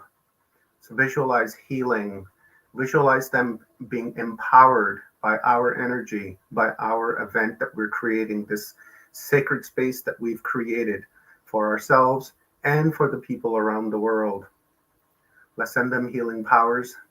Let's send them a red pill. Oh, I feel better. That was a nice stretch. Really enjoyed that, guys. Thank you very much for doing that with me. We are going to be bringing our next guest on, which is going to be Tamara Calder Richardson. And is Tamara in the house? It doesn't appear that I have Tamara in the house, so we will bring on Stone Hobbit. We'll get a download from Stone because I'm not really seeing Tamara in the house. So guys, give us a few minutes and I will, there's old Rob Yuck. So let's bring Robbie onto the screen. Hey, brother. What's going on, man? Can you hear me? Am I up here? Yeah. Yeah, I hear you. I am just ran right back through the waiting. door, bro. Got a little caught up, but I made it right under the weather. Beautiful, brother. Just waiting for Tamara Calder Richardson to come in. She starts at 12:40. Yep. She should be here shortly. Okay, cool. So hang on one second. Let me grab my phone. Maybe she messaged me or something. Hold on one second. Okay, sure, no problem. So guys, while we're waiting, just let me quickly share my screen with you guys to let you guys know who is coming up next and what the itinerary for the rest of the day will be. So here we go, share. All right. Here. Sitting back down. Hang on 2 seconds. Sure, brother. And let's bring it on right here. I'll shut my cam so you guys can actually see what's going on the screen. Okay, so we've got Tamara Calder Richardson coming up here next. And then after that, we have Geraldine Orozco coming up at 1:45 p.m. And then we have our favorite person in the world, Kathy Mason, coming up at 2:50 p.m. this afternoon. And that is going to be emceed by Kathy.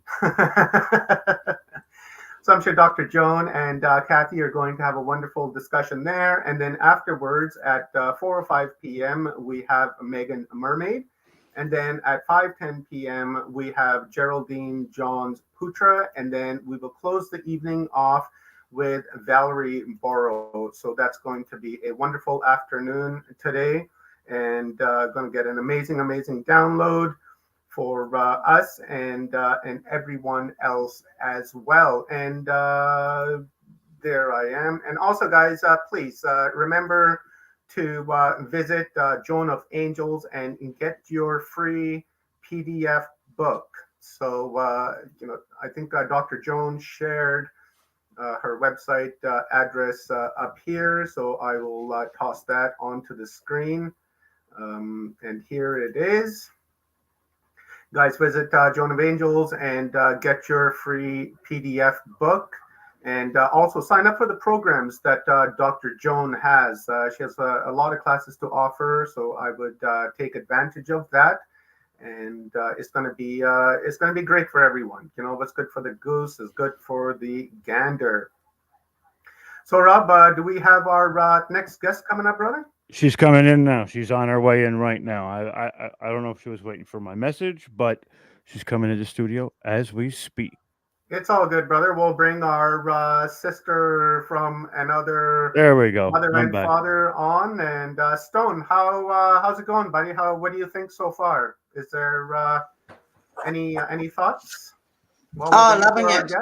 Just totally loving it. Enjoyed Apollo talking about talking about the gardenings. Now, as you're aware, I love, I've got the green thumb, but it's developed over a period of time, getting to communicate with the different plants, know what the medicine plants are in my area, working out how much I ingest each day so I know that I can grow 20 plants and go out and pick 1 or 2 leaves a day from each of these different plants, and that's all I need to survive on. Making sure that I'm having all the correct minerals and so forth. Now, I started up a couple of small community gardens back couple of years ago, and it started off with just me making my garden, and then a friend made their garden, and then I got in touch with the neighbours around me who were doing their gardens, and we started sharing all our produce, so everybody got a bit, and then it came down to one place being the meeting house and everybody bringing their surplus in, and we ended up making a soup kitchen because we had so much surplus, and we couldn't just give it away because it just wasn't, it wasn't, there wasn't the community to give it away. It was being taken without appreciation, So, and it was like, it was all donated. It wasn't, we weren't asking for anybody to come along and, excuse me for a second. I thought that was my alarm. I'm still here. I know. No. I'm like, who? What time is it? Did I miss something? Like, is that my alarm? Sorry, guys. So anyway, so from there, the soup kitchen, and that started off 1 day a week, and it grew to 2 days a week, and then there were other people bringing in other community stuff. So the community garden actually got a lot bigger, a lot faster. Then there was a location that was donated to us so that we could actually go and extend our community garden, a plot or a lot, or some people call them lots, some people call them plots, was donated to us, so that, and then it got segmented into little sections, so that everybody, you could come along and you could say, yes, I'm going to care for this particular space for X amount of months and grow your vegetables and just, enhance the neighborhood. And it was fantastic. People were teaching people how to preserve goods. And it came down to, you could have natural vegetables growing in your normal front garden instead of having flowers. Some flowers are medicinal, sure enough, but then there are just flowers that are aesthetic value. But you can get the same value from once you are aware of what the plant is and how it works for you, the goodness to actually ingest it. You can eat plants. I mean, at the moment, my favorite is growing kumara or sweet potato, because you can eat the leaves. They're so high in different vitamins. It's fantastic, and they grow up to 4 meters, or it's 4 meters long, each vine. You can grow them hydroponically. I mean, we did a lot of growing of plants in hydroponic.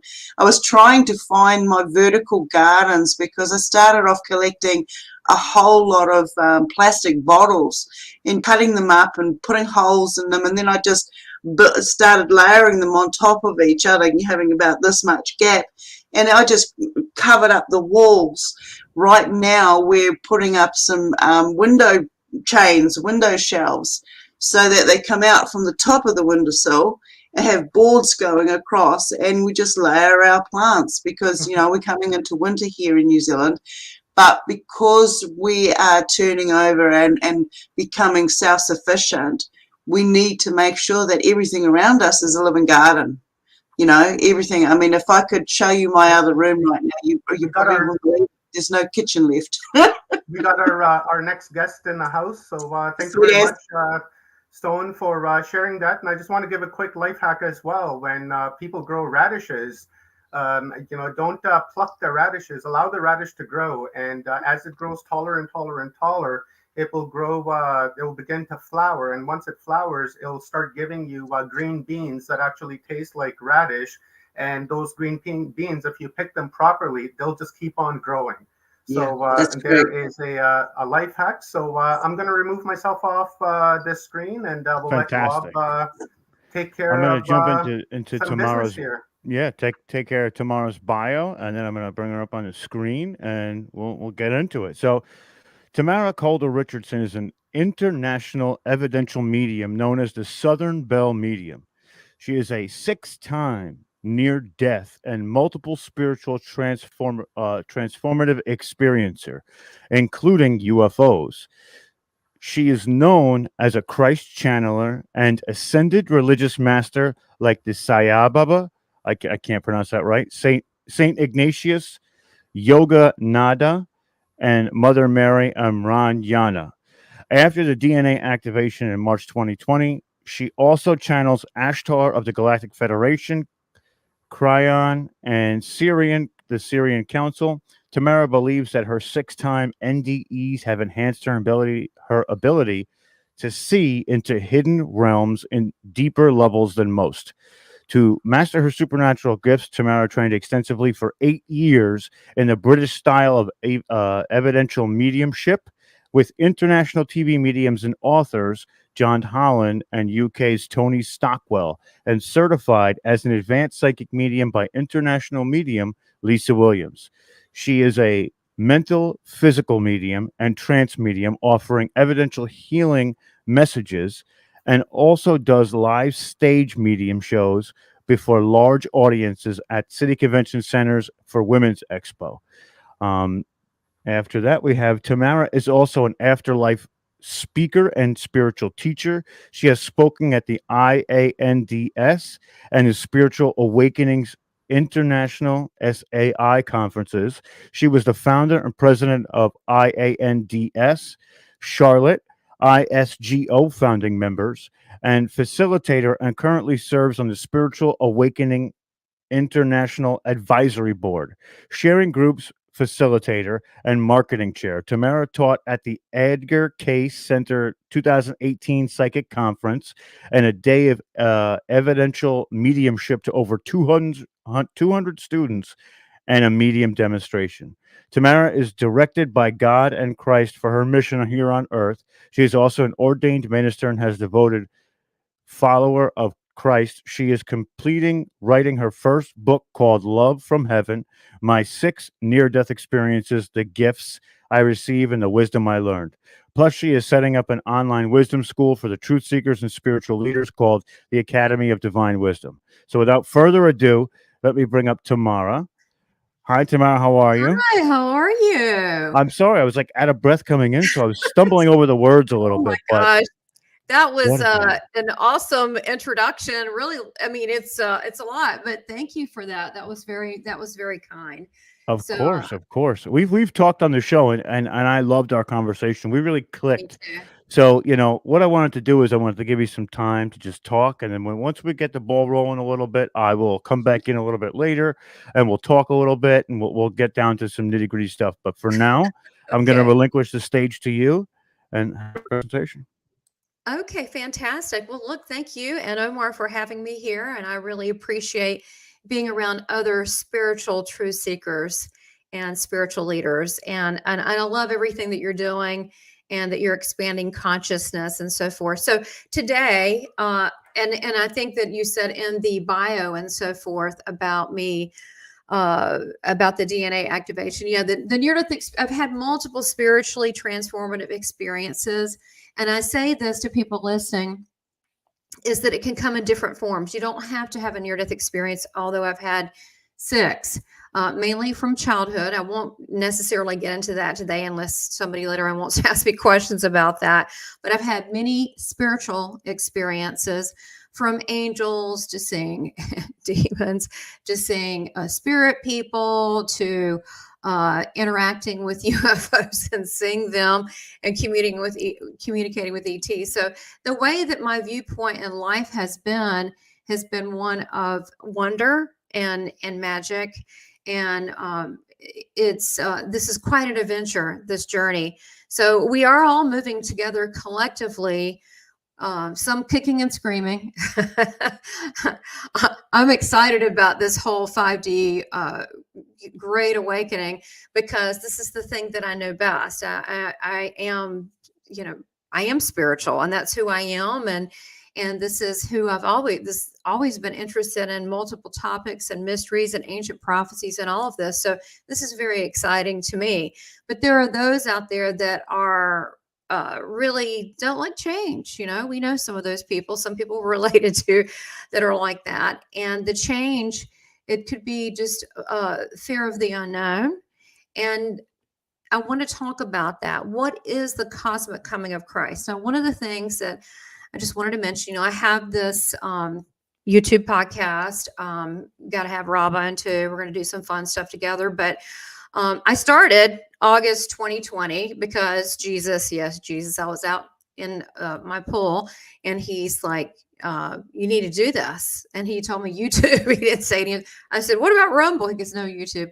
And I started this channel, and I have met incredible people just like you watching right now, and Rob, and then, Omar.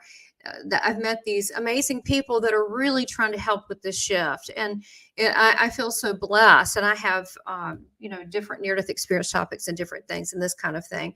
And then through this, I've gone through my own journey and so forth. So I think we're all trying to find our own creative outlet to be able to speak out to the world. So, and those of you that want to know about that, seeking heaven, the near-death experience, and other phenomena. Okay, so back to Christ.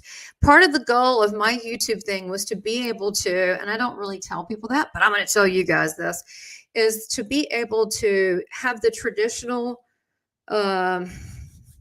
Judeo-Christian people, trying to move them a little bit more over to be open-minded. Now, there are others that I've talked to that I've had on my show that are trying to get the people that are traumatized by like church, whatever, and trying to get them like, it's okay. Jesus is okay. He's cool. So, that's so when I speak today, even though I've had a traditional Christian, I'm a Christian minister too, there's nothing traditional about me. I am a full-on mystic. So with that, I also believe in grounded facts and evidence and research and all of that. But I also know there's another world that's beyond our science that is spiritual. And to me, that is the most important one of all, especially in the areas of manifesting. And together we're manifesting this new world. So the topic today, I will include both.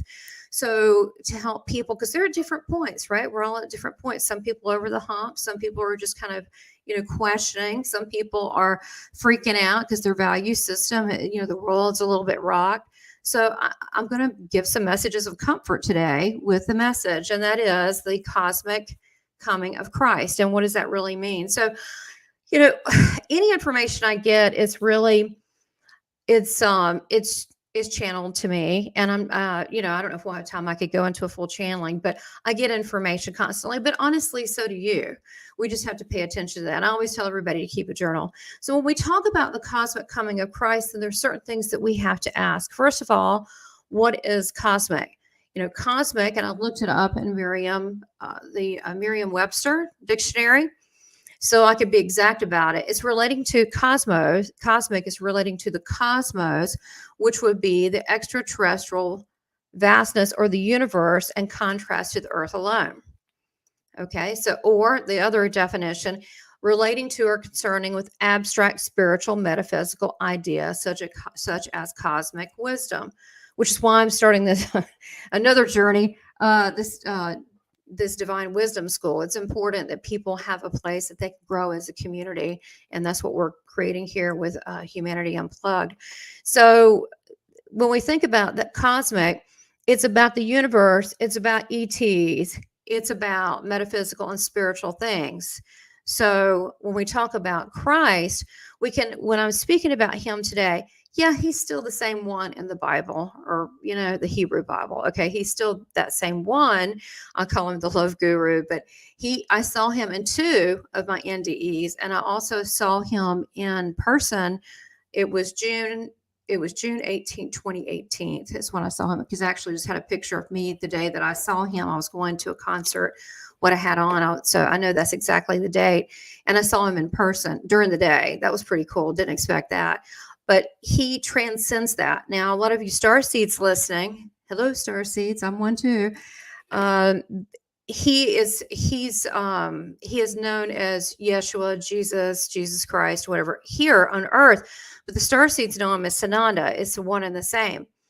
So I don't want to take away your Jesus, the version that you love. It's still all him, just like, we're a mother, we're a father, we're a friend, we're a sister, we're a brother, we're many things. But he's so much more than that. So cosmic, he goes beyond time. And is he from other planets and so forth? they say he's from Syria. I remember I've had lots of past lives, like 300 hours of past lives, and but the DNA, I was like totally remember my mission, and I'm from work with the Syrian Council. I'm Syrian, so is Tesla. Now I talk to him all the time, and apparently Jesus and Mother Mary was. Doesn't really matter. Again, you can still keep in the same context. So when I talk about the coming of Christ, when I know that being an evidential medium, we talk about spirit is multidimensional. So spirit can communicate to us with multiple meanings with one thing. So the coming of Christ can be exactly like we thought it might be, and I'll go through that, but it can be something else too. And I think it's what we're going through. So when we talk about cosmic, we went through that definition, and that's the vastness of the universe, the ET world, and spiritual matters and the metaphysical. And then Christ, I'm speaking about the one that was around and 4 BC through 30 AD, that one, the Jesus of Nazareth one. Okay. So the coming of Christ. So the coming, a lot of people, and I have, Christian friends, and I know you know what I'm saying, and I know you have friends like this, that they're talking about these horrible cataclysmic things that are going to happen, and floods and this and that. And of course, I'm not playing that down. And with things like, I guess, HARP, they could do that. But I personally have not seen any of that. And I do get prophecies and visions. I have not seen that. I think there are various I just want to tell everybody listening, there are various timelines for things. So that particular timeline could be something that may not occur in our lifetime, may never occur, or could be occurring in a different reality, because there's different overlapping realities. I don't want to get too complicated. So it's not set in stone. What I believe to be true, and what Jesus told me, is that we create with our mind, and when we speak forth our words. This is what he told me when I was in a coma 3 days when I was 5, in what we call heaven. It was really pretty. It looked like paradise. So everything, the colors was really beautiful. Everything was great. No worries, no decay. But he said that we create through what we think, and what we think we speak it, and we speak it into existence. So be mindful of your words. So I try to be positive. I try to be all those things, kind, considerate. I mean, I'm still human, but I try to be, free with being communicative, but at the same time, select. So because of that, we're manifesting this together. We can change the narrative of anything that's negative that's being said out there. And when we speak it, we have to, in this 3D reality, we have to have the actions going forward with it. We can't just say love and light. Look, I'm all about that. But love and light in this 3D world, we have to have action. And part of the action is like today with your host that you have with Rob and Omar, and the wonderful guests they have with this is a spiritual blaze taking place, so that people are awakening at all different levels. And we, as one big soul family, really shouldn't be judging where they are, but try to gently help them if they so ask, or to gently help them in some way on their journey. So it is a consciousness movement. You hear about the 5D and consciousness moving forward. And that's what we're doing right now. We're moving consciousness forward, and we're doing it by our thoughts and our speaking, but it's more than that. It has to do with intention behind it. So our intention, it's going to be this way. And this is how I think of things. I'm not going to have anyone take my joy away. I don't care what happens. I'll deal with it. But you know what? I'm going to create a better world and a utopia. And I'm going to work with people like me to do that, because I refuse to go into submit to fear. When what does God say? That we're of power, love, and sound mind, and that we have so much power within us as creators from the Creator, that we don't have to go into the narrative. And I think this is the part when I talk about the coming of Christ, I'm looking at it more of the Christ within, that love, that mindset of Christ within. Now, for the Christians watching, it's still the same thing. I'm just going to change the verbiage. If you go, accept Christ and Christ within you, and you accept Christ and the Holy Spirit, and he dwells within you and helps you and guides you, fine, works. But that raising your consciousness, because Jesus definitely was 5D, that raising your consciousness to this level is you are having that within you, and you can actually ask for assistance. He does love talking to people. I mean, I gotta be honest, he will talk your head off. He is very funny to me. He's very funny, and he's very direct. He's never told me wrong about anything. I don't always understand everything. He'll tell me things in part sometimes. So you can have a personal relationship with him. He's also connected to other religious famous people, okay? Because they've come through in readings. He'll say, I got someone. I'm like, and no other religions, I don't know. And then, but they're holy, right? They're all hanging out in the same type of area. They're at the same similar frequency. And that could be rabbis. That could be different kind of holy people or yogis or from the other side. And they've come through in readings. They've come through. I've had Middle Eastern things come through all the time, and they're over there. And plus, too, without confusing things about this cosmic coming of Christ, is that, you know, what did he do? Almost, was it 25, 27 years? I mean, I personally think he went to India. So I think that what we need to look at as we move forward with this, the people talk about the second coming. I don't know if it's second, third, or fourth. I mean, I've had so many NDEs. Then people talk about a rebirth. I've had a few. So we shouldn't get hung up on that. But what it is a consciousness expanding things.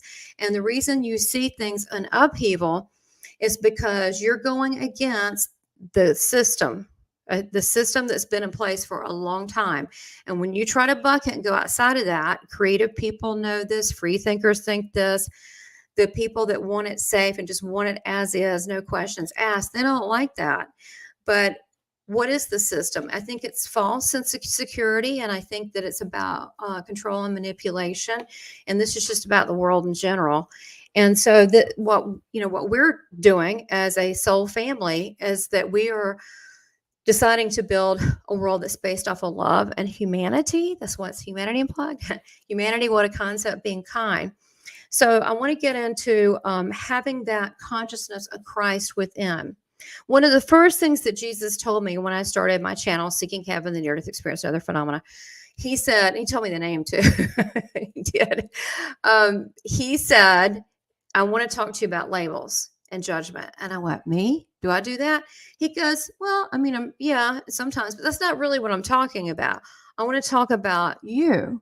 So today I'm here to talk about you. It's about the individual ascending, because when you grow, your energy field changes, right? And then it affects other people and their energy field changes. And next thing you know, we're in agreement with something more positive than the narrative that's trying to be sold to us. So when he talks about labels, he gave me an example, and I'll give this to you and share this with you. You know, the Russian dolls where they cradle in and you've got a doll and a doll and a doll and a doll. Okay. Somewhere in the doll, a teeny little doll, you know, it start really big, but teeny little doll is us. Okay. But because we have labeled ourselves, for example, you're in this political party or that political party, you're this religion or no religion or a particular religion. You only was socialized with certain kinds of people. It goes on and on and on until finally we wind ourselves in this tiny little spot when in fact we're an eternal spiritual being that lives forever. That life goes on. And not only have we had, say, past life, honestly, I'm not sold their past. I've run a lot of past life, like I said, 300 something plus hours, but I'm not sold their past. It could be congruent. Jesus told me that there are only moments of seconds of time, which is good news to us because we have right now to do something. And what we are doing now, today, I'm talking about this conference, we are changing, it's energy. See, when a thought changes, the energy changes, and there's a wave, there's a pulsating wave of energy that goes throughout. And what I have seen is, imagine Earth. There is this heavy, it looks like a black cloud, a fog all around it, right? And then it's just negative talk and a narrative to push people down so they don't think, so they will get out of the matrix. So by going past that and saying I am, the I am series, I have to tell you, with Saint Germain, don't do it when you're driving, because I've done it and I almost drove off the road. It will get you a little spiritually high. But that will really bring you back to who you are. We are because we are, and we are great because we are. We're creation. We can't be destroyed. We are part of creation. We are creation. So does that mean for you to get a big head? No, that is really not the point. The point is to remember who you are. Now, like with my activation means instant. Instantly, I remembered, oh my God, I'm a blue celestial seed.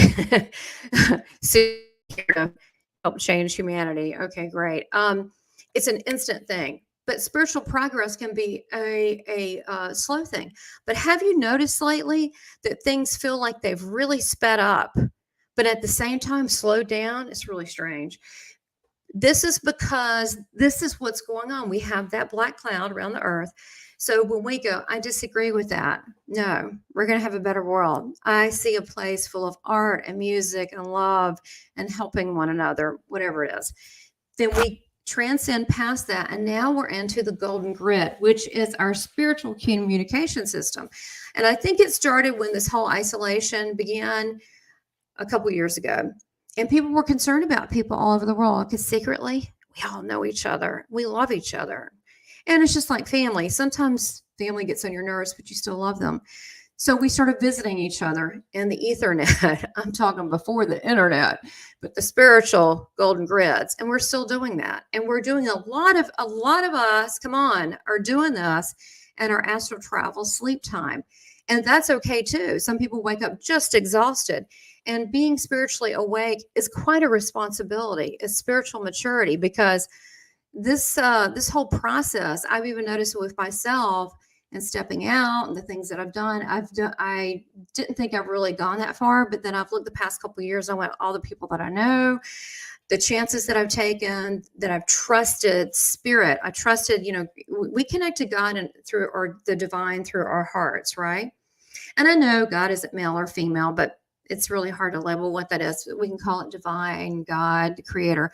We connect through our hearts, our heart center. And if you ever talk to a Palladian, which now I know 3 or 4, they connect through their heart center. So do Syrians. And so do actually everybody should. And actually like when you do your chakras lined up through your heart center, because your heart never lies. And that's the first sign of waking up is your heart, your emotions. So some of you watching may be in turmoil and you're confused. What's going on? You're having a spiritual awakening. That's what it is. And I've got like 15 signs. I did a show on this because so many people are like, what is going on? So this is good news. You're stepping out of the matrix.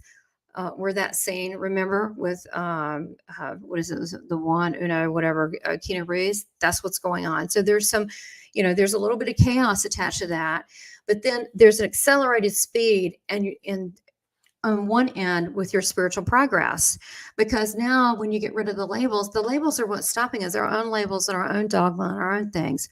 And once we decide, well, what about if it's none of it? And you're open to anything. I'm literally open to anything. I mean, I figure with research and information, either it proves true or not true, but getting back to creating and manifesting, this is something that we're doing together. So when you hear about, and I want to give you just a little bit of things that I thought was really fascinating. So as I drink my Galactic Federation water, hold on. All right. So one of the things I thought was fascinating with scripture and about the cosmos, and this would be in the Bible, there talks about Pleiades, a cluster of stars. And when God spreadeth out the heavens and treadeth upon the waves of the sea, which maketh Arcturus, Orion, and Pleiades, and the chambers of the south. I mean, that's your ET family right there. Okay. So, there's days I wonder, are any of us really human? We're part of this large grand experiment to see if we could all get along. So far hadn't worked, but this is the time. This is like, your black belt test. This is the time. I had my black belt in Hapkido, and I got it later in life, and it was tough. Okay. It was about 8 years, but this is the time. This is the test. And the test is that you don't really pass or fail. It's just a matter, are you going to move forward and to with others, their consciousness. So it's a beautiful thing, because you can feel such a love for humanity, the people out there, like with Rob and Omar, the ones that are on today. You can people do this. We don't get paid. We do this because we love each other and that we want something better. And like I said, I'm not going to have anyone put me in a fear and tell me how my future is going to be. I get to decide that. That's why I'm here. And another way to look at it, God didn't put us all here to fail. Oh no, he put us here there's no mistakes at this exact time for an exact reason. So wherever you are spiritually, it's all good. As the angels tell me, all is well, and all is well. So the constellation, the planets were here way before the Bible. And it even acknowledges that. I think it's like 5 different times in the Bible they talk about, I'll give you a couple. Amos 5:8, it is the Lord who created the stars. Pleiades and Orion turns darkness into morning and day and a night and draws upon the oceans, blah, blah, blah. Job 9:9 maketh Arcturus, Orion, Pleiades, and chambers of the south. I mean, there's lots of the Pleiades and Orion in the Bible, quite honestly. There was at least 5 I found. So when that right there should also open people's minds up that doesn't take away from God or the Christ that you might know or not know. It's just, our history is not our true galactic history has been hidden. And thank goodness for shows like on Gaia where you can actually look into that and see what is the galactic history. So the coming of Christ, the way that would explain to Christians, and therefore would be that you're going to see him in the sky. Okay. And let me tell you what my interpretation, what I get on that he would be that Jesus is basically a man God. I mean, this is the traditional role. Okay. Now remember, we can have multiple things going on, or it could be different timelines. But just to kind of cover this to show you where I'm going with this. So if Jesus is let's say a man God, okay, capable of having or 5D, okay, consciousness continue, then he wouldn't necessarily need his body to be able to spiritually interact with us, just like, with mediums, when the loved ones still go on, they prove to me all the time what they're doing over there, how the consciousness is transformed over there. I'm not sure, but it is. So another way to look at the Sananda ET version of Christ is that he's already here. He's told me, I'm amongst you. So he's already, and I did see him. So if I saw him and he's hanging out in downtown Charlotte, he looked really good. He had a modern outfit on. He did. I mean, he was really tan. I mean, really handsome. And it was him. And then he was gone. It was very quick. It was like 3 minutes though. That's a long time. 3 or 4 minutes. So, I mean, it was long enough. I mean, he was not see-through. Then he's been here because he's ascended, right? So, and he said, you can do anything that I can do, but he doesn't have to, right? He doesn't have to. Kind of like you can hug someone or kiss them to show you love them, or you can they just know it. You know what I'm saying? So he doesn't have to have his body to be here. So he's working through people, and he tells me all the time, oh, I don't care if people know me or don't, or don't care. I love them anyway. So he's apparently very busy helping everybody. So many NDers like myself understand there is no death. There is a transference of your consciousness into another reality. However, we can still do that here. You can do that with your body. You can go places. And as long as you ground and protect, you can do these things, because I'm just a busybody. I can't sleep at night. I have to do something. I'm always trying to help people.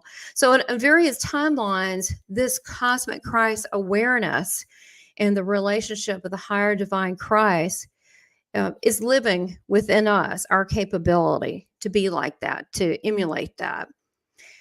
And for those that that talk, in the Bible, they talked about Christ's miracles, with healing the blind, leopards, leprosy, and as well as deliverances and all the things he did, including raising the dead. Resurrection is a pretty big, impressive thing.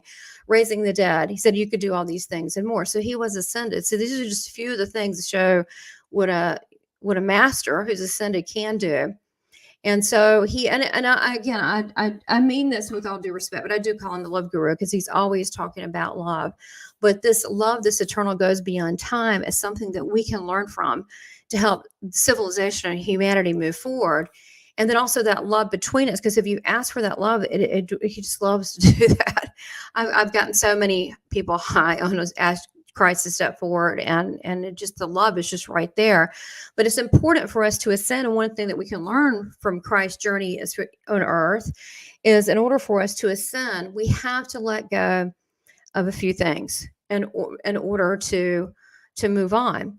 It's like, for example, if you want to move into a new home, you might have to, and say you're downsizing, you may have to get rid of a few things to be able to fit into that new home. Maybe it's a nicer home, but it's smaller.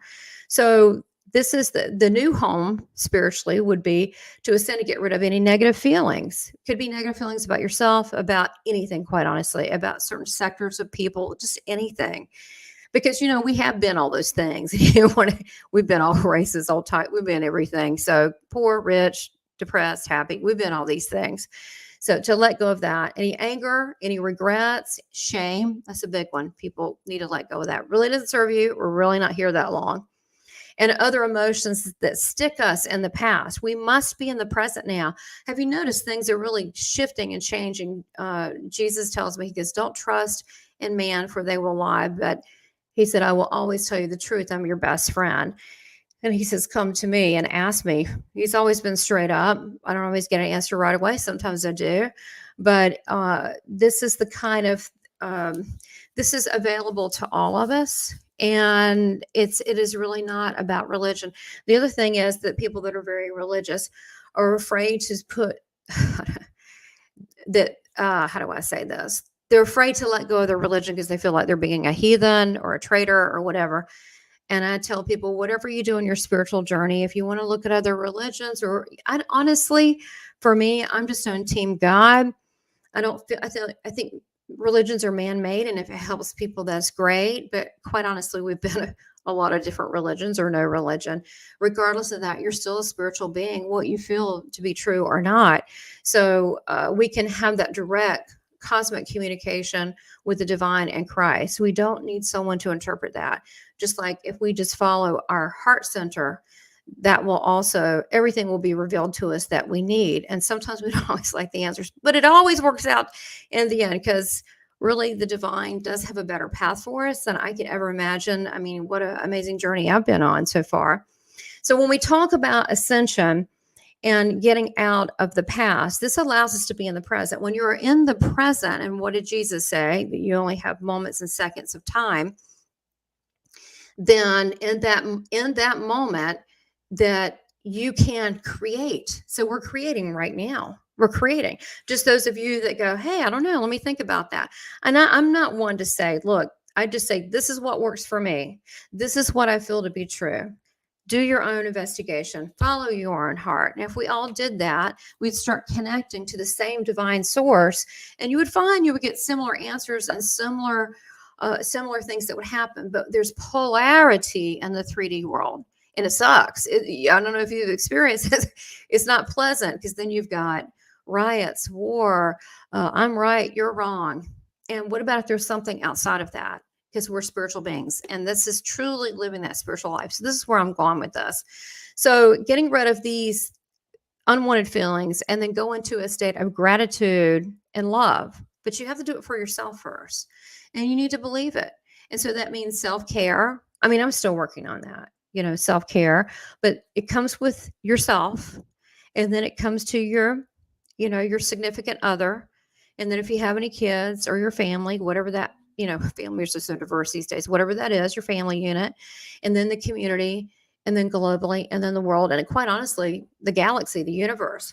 I mean, since when you expand it, you might be surprised to start getting some higher level ETs talking to you, because they are watching and listening, and they are being supportive, but they don't interject just like the angels unless you ask for intervention. And intervention is usually not them, showing up at your door, but it's usually will show up in the form of dreams or symbols. It will show up in a way to help you or get the answers that you need to keep going forward on your journey. So we're all pushing, even the ones that want to go forward. It's still a push, right? To kind of, because we're still living in this world, and we still know people that are that way. And there are those that are around me that I love, but I can't change them, and they're not really interested. So I just send them love, and I just let them be. But that doesn't have any effect on my journey and my path, and nor should it be on yours. You can still send people love, even if you disagree, and go on with things and get on with the life that you're here to do. So, so we talked about being in that state of gratitude and love. How I do that is just, you can do it. Music is great. Any kind of music that just kind of zens you out. And all our rescues, we've zenned out dogs. It's true. They're like anxiety ridden. We'll put on some Zen music, and after a while, they're just like, zenned out. I get into a state of appreciation that way. I enjoy just sometimes music without words, so I can just be in my own presence, and it has to be a certain vibration. So that will help you get into it. Nature, definitely. And then also love, but just recognizing it and recognizing that you are love. And I think that one of the things that Jesus told me, he said, this is about a year ago, he said, be the love you were created to be. Sounds easy, but if you really think about it, it's big. It's very big. And that means, look, I'm not there yet, but that would mean love everybody, even, criminals, serial killers, everybody. So, obviously they're tormented, but the love would transcend. Now, that doesn't mean that, again, the love and light, I'm all about that, but we still have to put action in this world to make that happen, to make it a better place. Now, let's talk about going back to the coming of Christ. So many, let me just see what in the traditional form, what people say, in the cosmic form, what I think is occurring. I'm not saying they both can't happen. I'm not here to naysay anyone, but just to have a different perspective on how to look at this and what we're really going through. And it seems, difficult at times, but it's a very positive thing. So we're in a spiritual battle right now. And okay, cool. He's just telling me. Okay, good. So I was just checking on the time here. Okay, Rob, I see we've got, okay. So, all right, 20 minutes heads. Okay, so all right, fine. Just let me know in the chat how much more time that we have, and I'll wrap up this little bit. I want to do question and answer too, and get into that. If we have time, we can even channel. So, all right. So we're now, some of you probably know this, but we're in a spiritual battle. What does the Bible say? Spiritual battle in Ephesians of principalities and high places. We are. And again, there are some people that do not want to change the way things have been, which is bullying. It's not really a win-win for everybody. So, it's not good control, right? And then there are people that have certain intentions, certain higher level people in the world. And so, we can be victors and not be pawns, but to be forward thinking and spiritually mature. And that's what we're doing. We're putting on our big girl spiritual panties and moving forward. So the spiritual battle, because it's a battle, you're going to have good days. You're going to have bad days because we live in this world. But there are those that wanting to control and dominate us versus having humanity, this loving and helping each other, just as though Christ spoke about. So I just love this. So I do want to mention this. So, for example,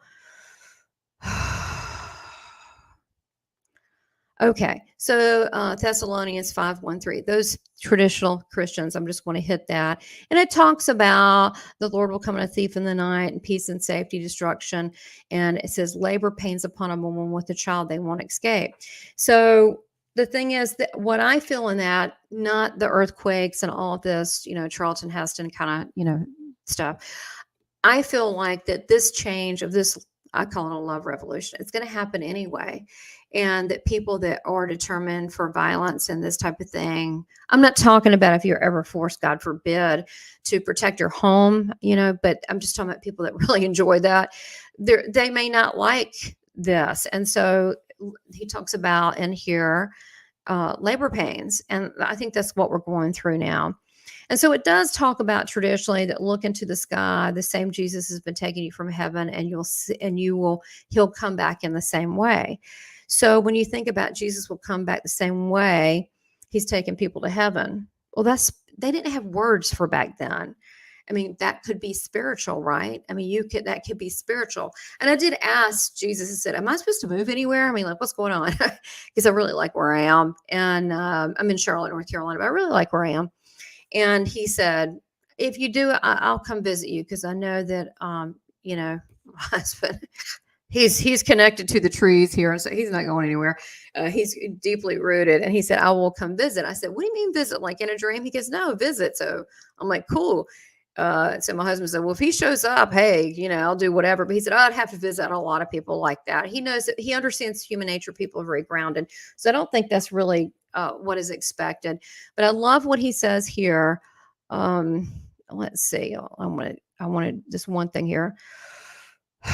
Oh, here's the other thing. And I guess I should cover this too, about that he's going to raise the dead. Well, what is the definition also of a dead? The dead do you not see people spiritually dead?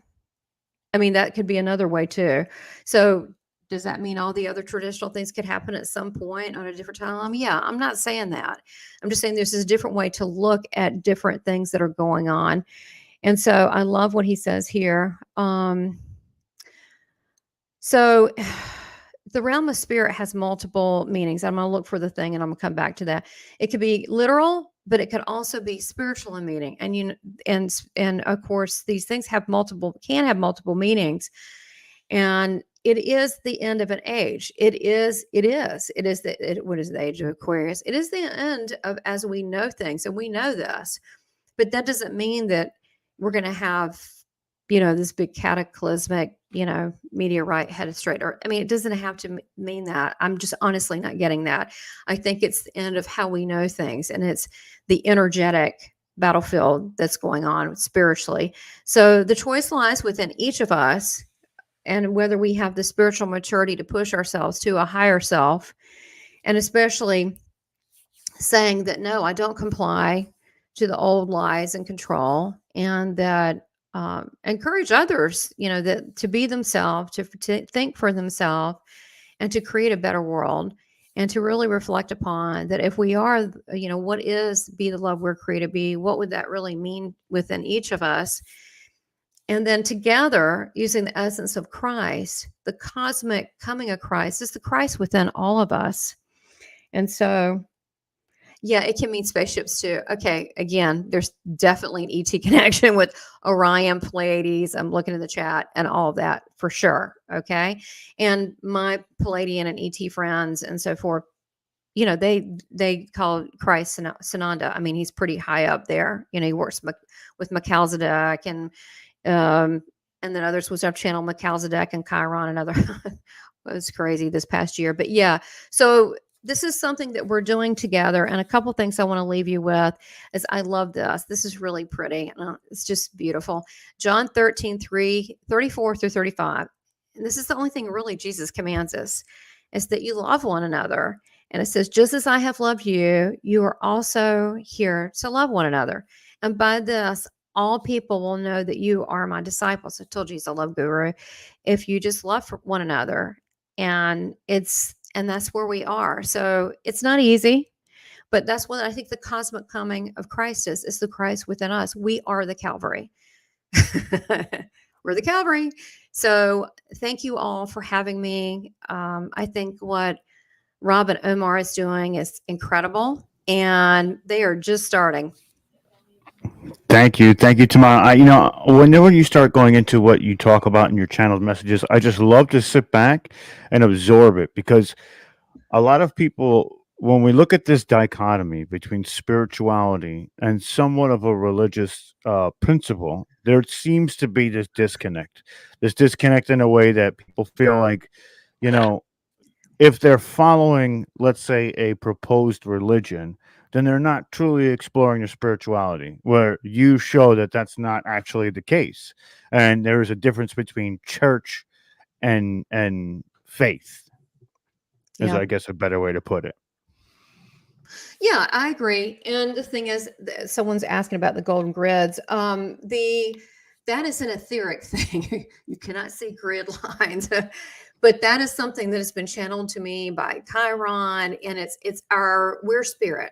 Okay, we just happen to have a body right now, but in between states, we're purely spirit, and this is how we communicate, but we have forgotten. And again, we're back to the literal 3D world. Honestly, this is everybody, including myself. If we don't get past this 3D stuff, yes, we have to live here, and that makes it difficult. We still have to be a part of this world and eat and all that. We got these bodies. But if we don't get past the literal and actually go to our heart center and go to us as spiritual being and respect one another as spiritual beings, we're not going to make it. And I don't mean it individually. I mean here. I mean, because we have to transcend that. I mean, there is a possibility that this could go really south. So we don't want that to happen. I mean, I'm not going to go there, but you know what I'm saying? We have to be better than we've been. We have to go outside of that.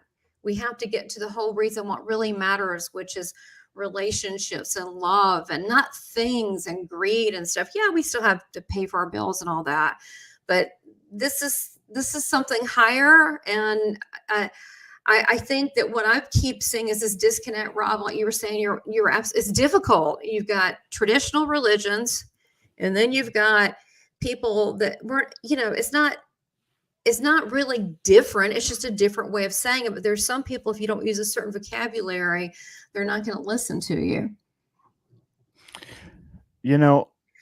This is also one of the things that for a long time I juggled with. And that's why I brought it up, because I always try and bring it back to my experience to kind of purport that for people to understand that it's not just a black and white, now you're awakened kind of thing, right? And I was raised Roman Catholic, and a lot of what was happening at the time within the Roman Catholic Church, I did not agree with.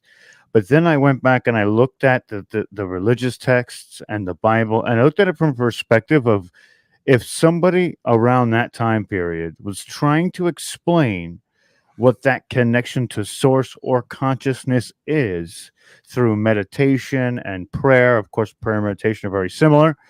How would they explain it? And then I get to the different stories of the Bible where there's premonition, and we do all that now, and we talk about it differently, but yet it was just them trying to explain their side of it. And I find that a tremendous connection there. It doesn't have to be at odds. This is the whole thing. We need to make sure that we understand one another. And Jesus gave me the example. He loves flowers. He gave me the example. He said, if I gave you a bouquet of daisies, would that not be boring? But what about if they had African violets in it, and hot pink Gerber daisies and irises and all these different colors of flowers? Would it not be more interesting?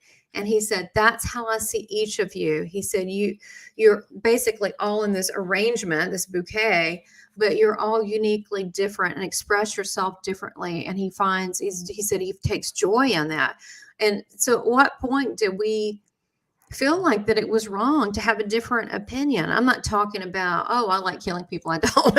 I'm just talking about just things. I mean, that we really need to get past this because we're here together. And I think that's the whole point. People have become so secularized, that's a word, that they've forgotten that we really are in this together. We really are family. It's so true. It's so true. And now I'm just going to switch it up a little bit because I think this is also a fascinating side of what you do, is you've actually channeled or spoken to Tesla and Einstein, which is somewhat sort of different than you would think, going from Christ to science, right? And going back and forth. It's kind of like this, like usually they're at ends with each other, but you were able to actually tackle both sides of it with a straight face and say, you know what? I got you. Let's do this. And I want, go into that a little bit because I think it's really, really amazing. That's funny. It's so, last time we had a conversation, I actually was like, wow, these were really good questions. It made me think about things. It's true. I guess how I could bridge that gap, that's what it is that as far as my religion, my mom and my dad was an atheist, my stepdad. My mom didn't really talk about it. We weren't allowed to talk about God and things. my grandmother was very spiritual, but during the time, I mean, she had the Presbyterian church. She was very involved with that and helping poor people and stuff. But I mean, and feeding people. She fed people all the time. She would feed people down the street. She would literally feed people.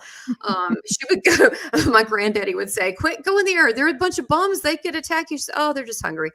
So, but she was very spiritual. She did tell me about Christ, but it didn't really have a lot of dogma that came with that. And then when I had my NDEs, I saw him at 4 and 5, and he talked to me, and I recognized him. But then when I spent 3 days with him, I got to know him really well. And he talked about manifestation, and he talked about why I'm here. And it was harder, than I thought, because I had some sexual abuse. And I had to go back and love those people. I know people like, Right. I would never do that. And you're like, we're talking about, this didn't happen overnight. Okay. But Right. this is like when you see them as broken and pitiful, and I'm okay, and that I'm a child of the Most High, I'll be okay. We live forever. It's not like we really get hurt. It did teach me compassion for others. But it also, the best way you can, I think, teach people or even yourself is by example. So you just get on with it. But I don't think I had that dogma and those strings. But by knowing him as a person, honestly, I hate to say, because it sounds so ridiculous, but a lot of my current spiritual awakenings are accidents. I mean, the whole DNA thing, I didn't even know what that was. I mean, I had no clue. I mean, look, I've watched UFO things here and there through my life. Oh, it was interesting. It had nothing to do with me. But yeah, March 2020, I was getting a healing. I didn't know I was getting a DNA activation. It was an accident. And then Caught you by surprise. What a big surprise, huh? You're like, what the hell is happening right now? That had to be something crazy.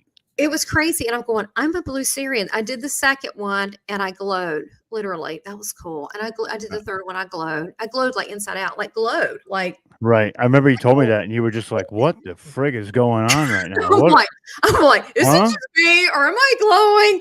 Yeah. And I'm like, wow, this is really cool.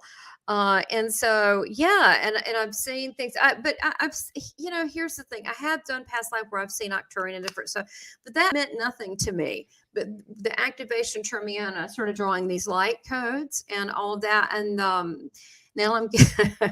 I've had different guests on my thing. And I was telling someone, Preston didn't, you should have him on if you had, he's a really nice guy, but he's written like 27 books on UFOs and different things. And I was telling him about Astra and all my things. He started laughing and he goes, those aren't dreams. I was like, oh God. So it's remembering. And I think that we can remember on different levels, like layers of an onion, and peel it back. But the Tesla thing and Einstein, because I know you interviewed Mark Ferrantino. Yes, I did. We did unified field theory and Einstein's advanced super relativity. And that was cool because I didn't know that. I was like, Mark. So Mark became a client like, I don't know, 4 or 5 years ago. And it was a random thing because he wanted to know if he got bit by a bat or something. I wish something crazy. Again, another accident. And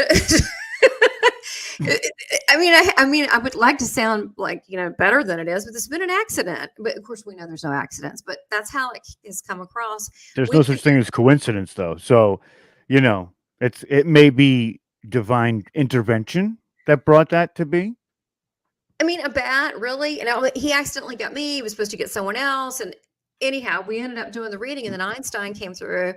And then every time I talk to Mark now, guess who comes through? Einstein. But now Tesla's coming through my dreams and giving me all these inventions and stuff that he wants to help humanity, and how it will get rid of any kind of this light at vibrational certain frequencies and angles, will get rid of every back parasite or any kind of, it will cleanse the blood. And he wants this, it's a certain light frequency. And I don't think he means like a one-on-one deal. I think he wants to mass production. Anti-gravity it or something. Yeah. What is it? A UV, so it just spreads the globe. Now, Here's another thing I'm going to say to you too, and I'm going to give you a new nickname. It's called Tamara the Taboo Breaker, and I'm going to tell you why. Hear it out, because when you, this is what a lot of people, especially myself, and I'm seeing it in the chat as we're going through this. When we're raised under the guise of one of these religions, then we find our awakening and move into these rooms where, when sometimes you look at those specific texts that were written by man and you say, that's not really showing a love and light kind of process or a love process. Yeah. And you tend to separate your way from those religions.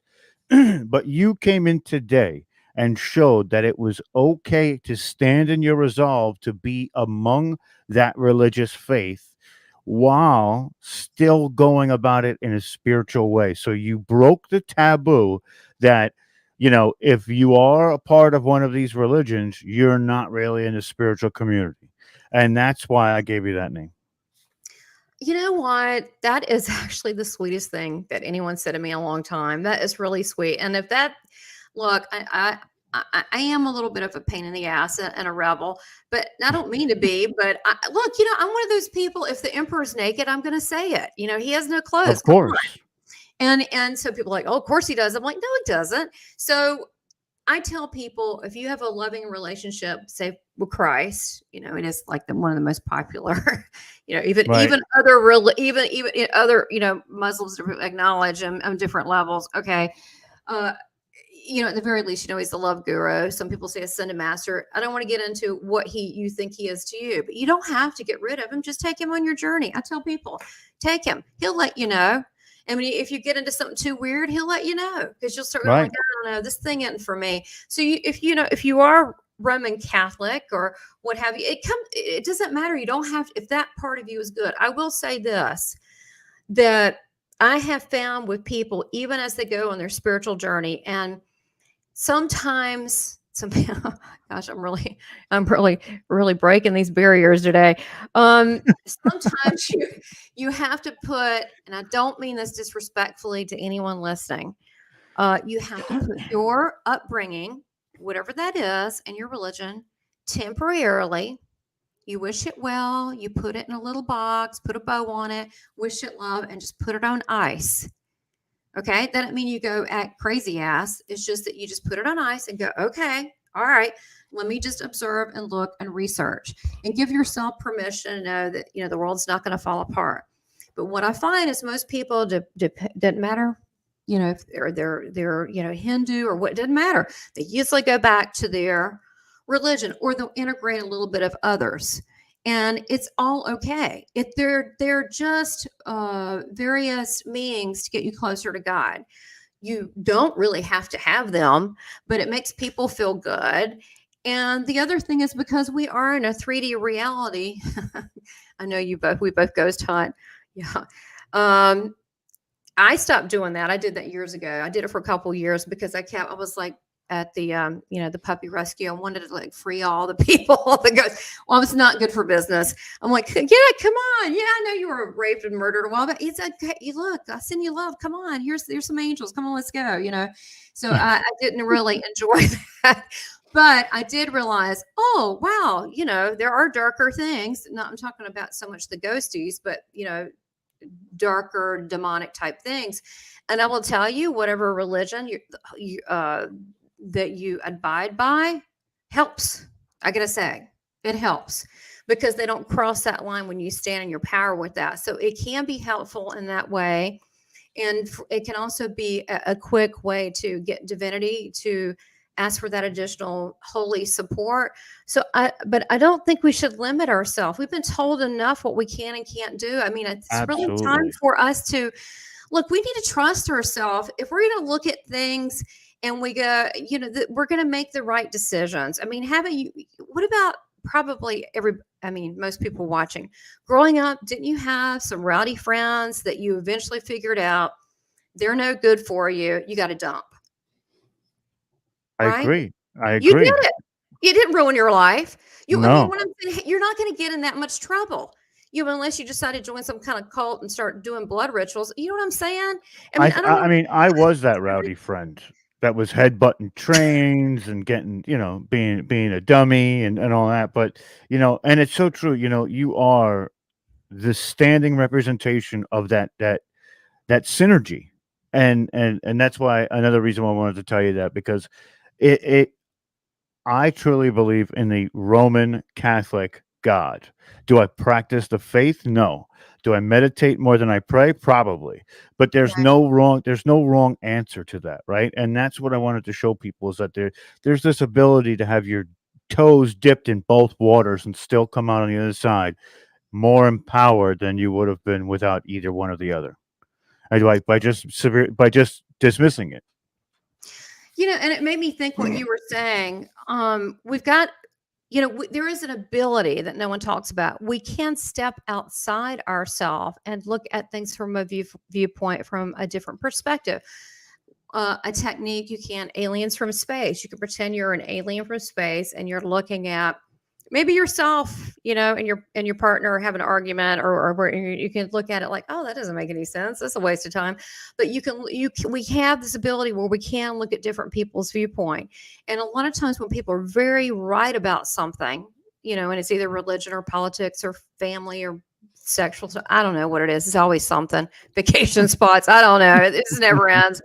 That from their viewpoint, they're coming up with the right assessment from their viewpoint. That's why we have to get outside of our viewpoint, not to really to something else, to a divine viewpoint, so we can expand our consciousness. Because once we do, for a while there, you may feel like you're, walking the plank. You're just kind of there. So Right. sharp, but you're fine. The universe that has your back. God is not going to let you down. Whether you're an atheist, a Jesus loving, whatever, a Muslim, whatever, God loves all of us. And we all come from the same place. So this division is false. And those that judge, guess what? They get to be judged. And Yeah. who judges them? They judge themselves. Just think about it. If you're standing in the presence of the divine and there's love, and you see your whole life, a life review in 3D like an IMAX, you don't just feel it from your perspective. You feel it when you judge that person and how it made them feel.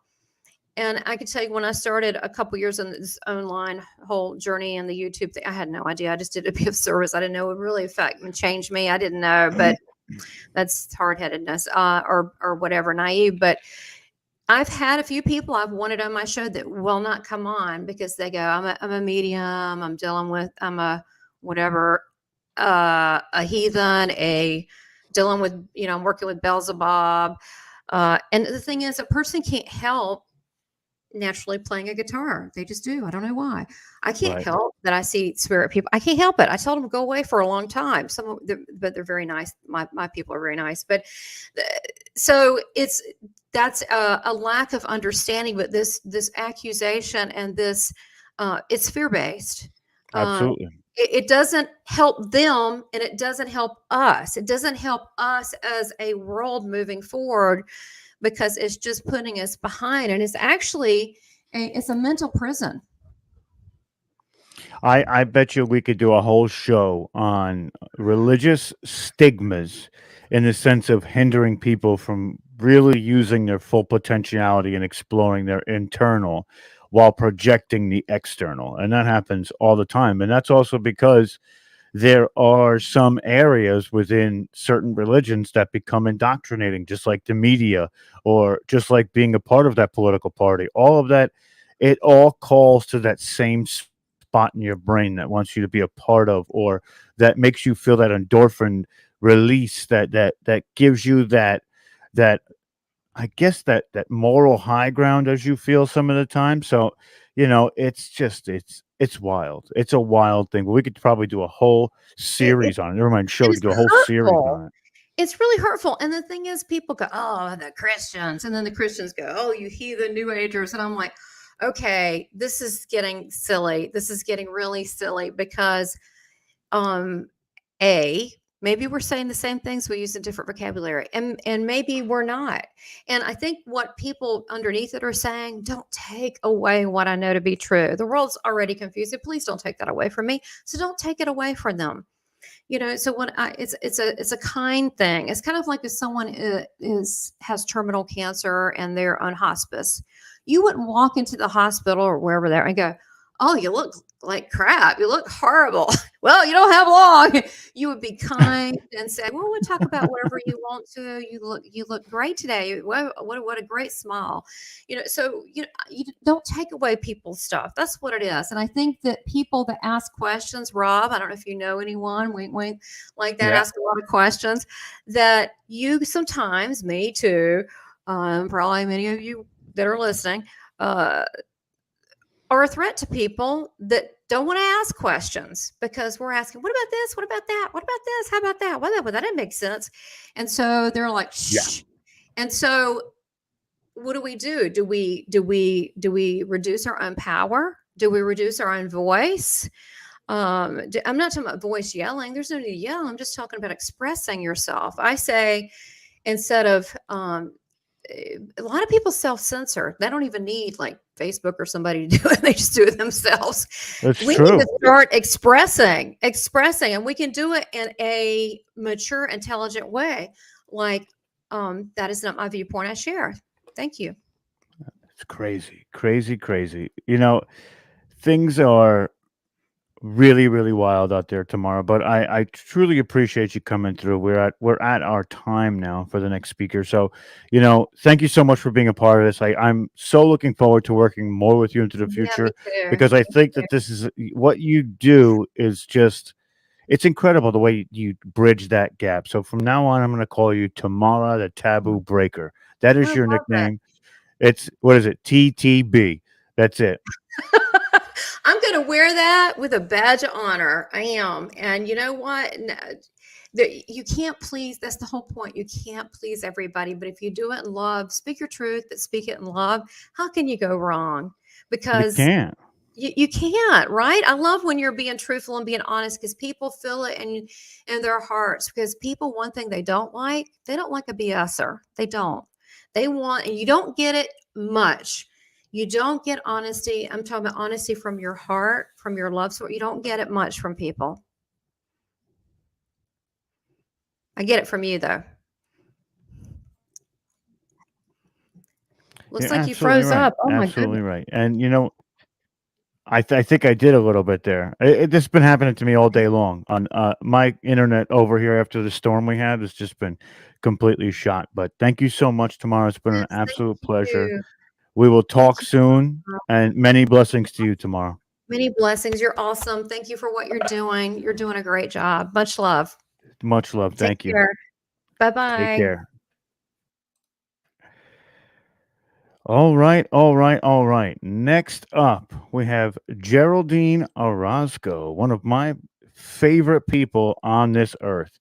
And, we've done some different events with Geraldine, and she's always just knocked it out of the park, completely out of the park. Omar, I see you're up here with me. What's going on, bub? You're muted. Yeah, I'm bad for that, eh? I thought I'd jump in and say that was a wonderful upload, and thank you very much, Tamara. I really appreciate your contribution, and looking forward to Geraldine's presentation coming up. And she's just fantastic, as you were saying. So that's it for me, bro. That's all I wanted to say. Do you want to do the introduction for Geraldine, or do you want me to read it out? Absolutely. Hold on one second. I have it here. I just can't. There we go. Okay, you got her. So I'll jump off, bro. Do you have it in front of you right now? I do. All right. Do you want to say it? Because I'm trying to find it and I can't pull it up. Cool. I'm freezing up too. So. Yeah, that's why I jumped on, just as a backup. All right. Perfect. So Geraldine Orozco is a founder and CEO of San Francisco Bay Area. Okay, let's start over again. Geraldine Orozco, founder and CEO of San Francisco-based Bay Area Meditation, which offers international virtual corporate meditation programs. Founder and CEO of HigherHealing.com, virtual holistics and intuitive wellness nexus and social directory. Founder, HybridMother.com International, research and support group for experiencers, hybrid parents, and ID phenomena.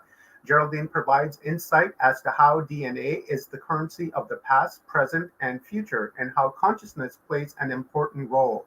A life-changing contact experience in 2013 resulted in the activation of psychic abilities. In 2017, she underwent several hypnotic regressions with vetted therapists. Regression uncovered a lifelong history of abduction and participation in human hybridization, with 24 hybrid children as the result. She is now dedicated to the dissemination of knowledge of hybridization programs and search of the commonly held dogma of the human genetic timeline, historical records, and human structure. She is a radio host, artist, international speaker, and YouTuber. You can schedule a one-on-one session of hypnotherapy at GeraldineOrozco.com.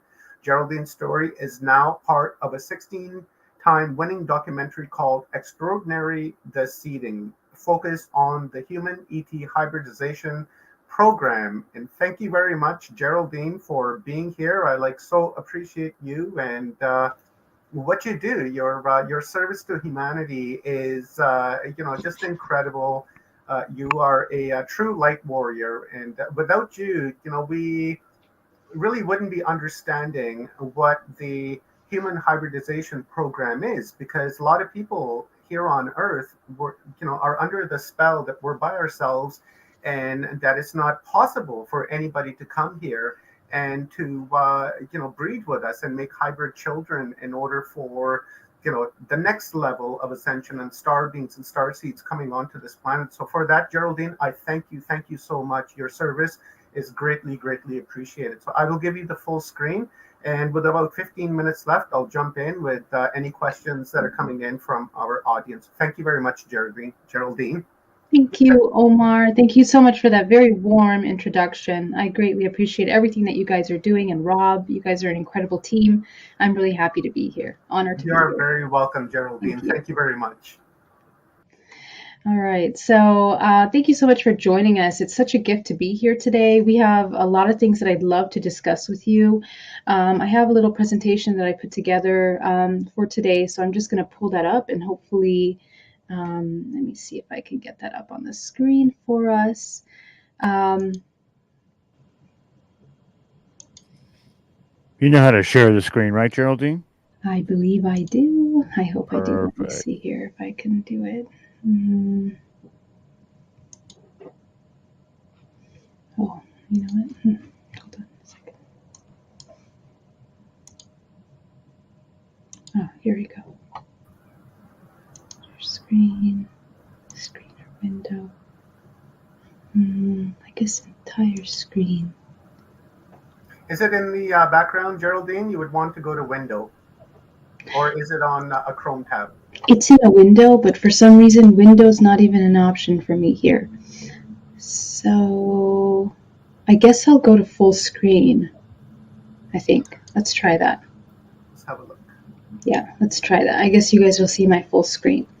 So let me go ahead and open up this presentation, and I will go into presentation mode. Can you guys see that okay?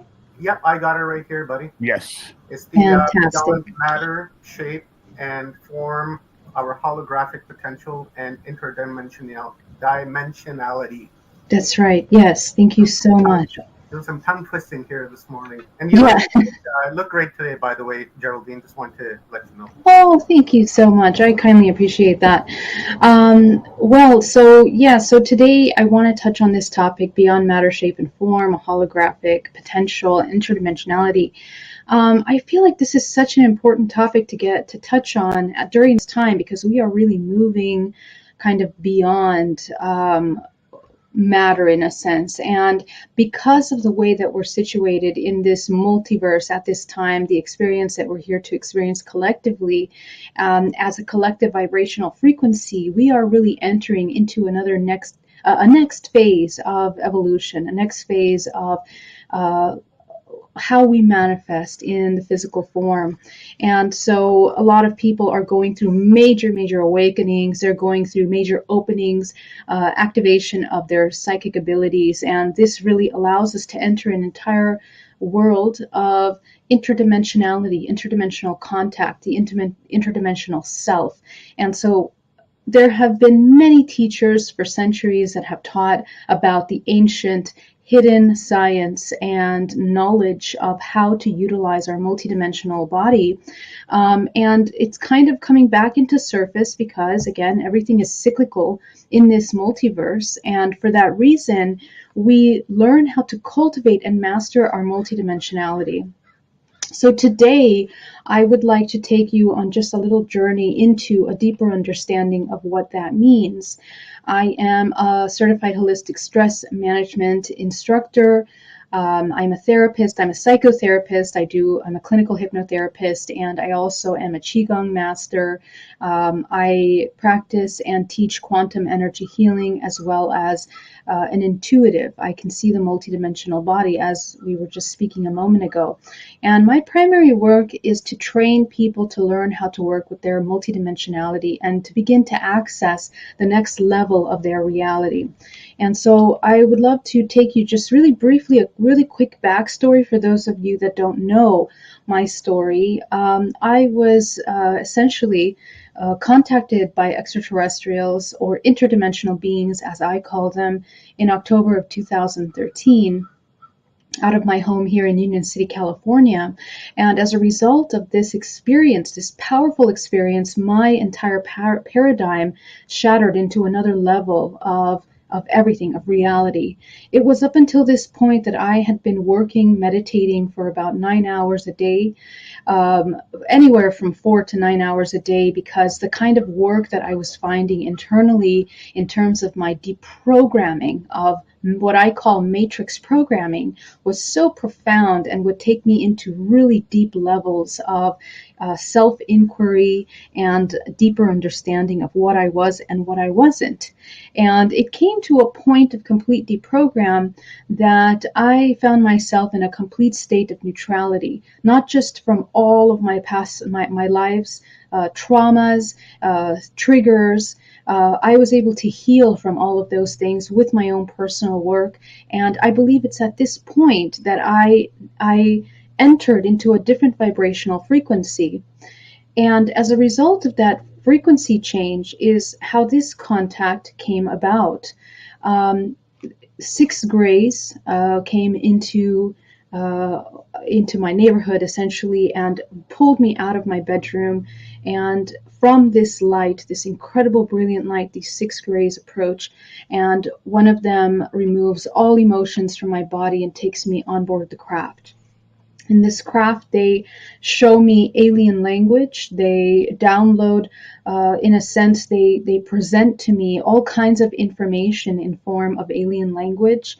I'm also taken to Maya in the Pleiades, and they show me this depiction of myself, teaching people, speaking to people, interacting with them on this kind of dimensional plane where I was sharing with them information that I had known previously. And back then I would not have guessed that I would be doing what I'm doing today. So my life completely changed since that moment, as I was in an event planning company, and I also taught meditation with Bay Area Meditation. But as a result of this experience, when we got back into the craft, they showed me that I actually had hybrid children. So from 8 little lights from this holographic prism were presented these 8 children, and 4 of them manifested into the physical form, which I interacted with telepathically. And let me just go back to that slide. They showed me that I had given birth to these children. I had participated in the creation of these these human hybrids that were a combination of human genetics as well as other genetic lineages that made up these beings. And so to me, that was something that was so perplexing. I had never even considered or thought that that would be something real on any level. And it just took me into a very profound inquiry, questioning our human race, questioning the value of the human race. Why was the human race being utilized for these kinds of programs to create children? Why were children created? How was the hybridization functioning? And what is our role? And the next level question was, what is our free will in that? And we're going to go into that in just a moment. But in addition to that, they also showed me what we know and what we commonly call the matrix, but really showing me down to the cellular molecular level how structures of matter are oscillating to create systems of form and shape and densities of vibrational frequencies. And if you were to look at humans, you begin to notice that humans really are an essence of energy more so than the physical external hologram that we call the physical body. And all of that started to make sense to me as I returned from this contact experience, where I completely opened up psychic abilities as a result of that experience. Directly the very next day, I had the ability of seeing the multidimensional body. And these children were completely impactful to me because they were a combination. As you can see, these are drawings of the children that I made upon returning, that shows that they had cat eyes and within a pupil that looks like a human pupil. Their hair and their structure of their faces were completely different. The architectures of their bodies were different. And literally they were a combination of a human and a gray and a reptilian and other kind of species that made up these incredibly highly advanced hybrids that are interdimensional beings, as well as physical. And so this begins a chapter of my life where I could not live that double-sided life anymore. And I went deep into trying to understand what they were. And what I discovered, and what I was also downloaded through this complete deprogramming and state of neutrality, is that we actually have a history of hybridization within our human history, all the way back from Mesopotamia.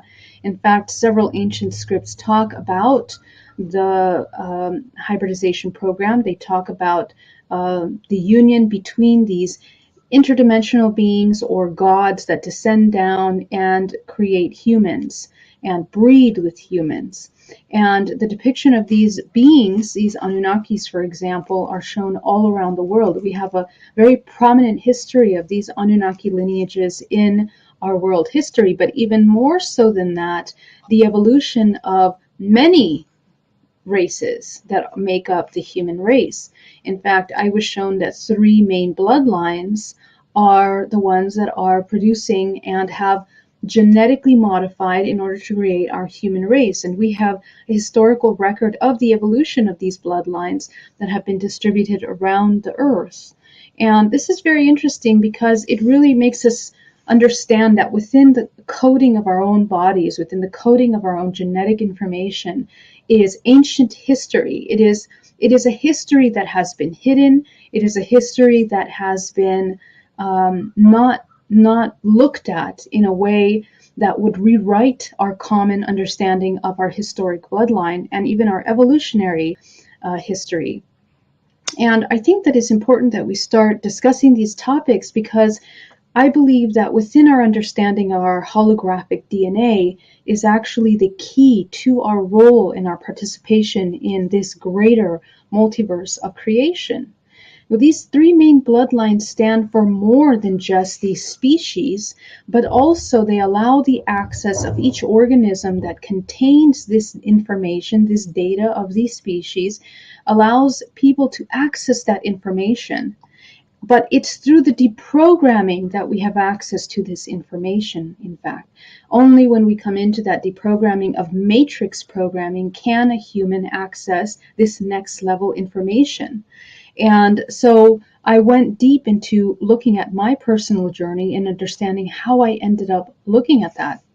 What I discovered through meditation work and through deprogramming is that in my ancestral lineage was the key. Not only was I participating in this ET contact, but my entire family had participated in it. The day that I was taken in 2013, my aunt was also taken with me, and she does have vivid memories of that experience. So much so that as a result of that experience, she actually ended up in the hospital the next day with a dream that she had been injected and marked on the back of her skull. And so these kinds of experiences and events within families happen and are recorded in my support group, so much so all around internationally.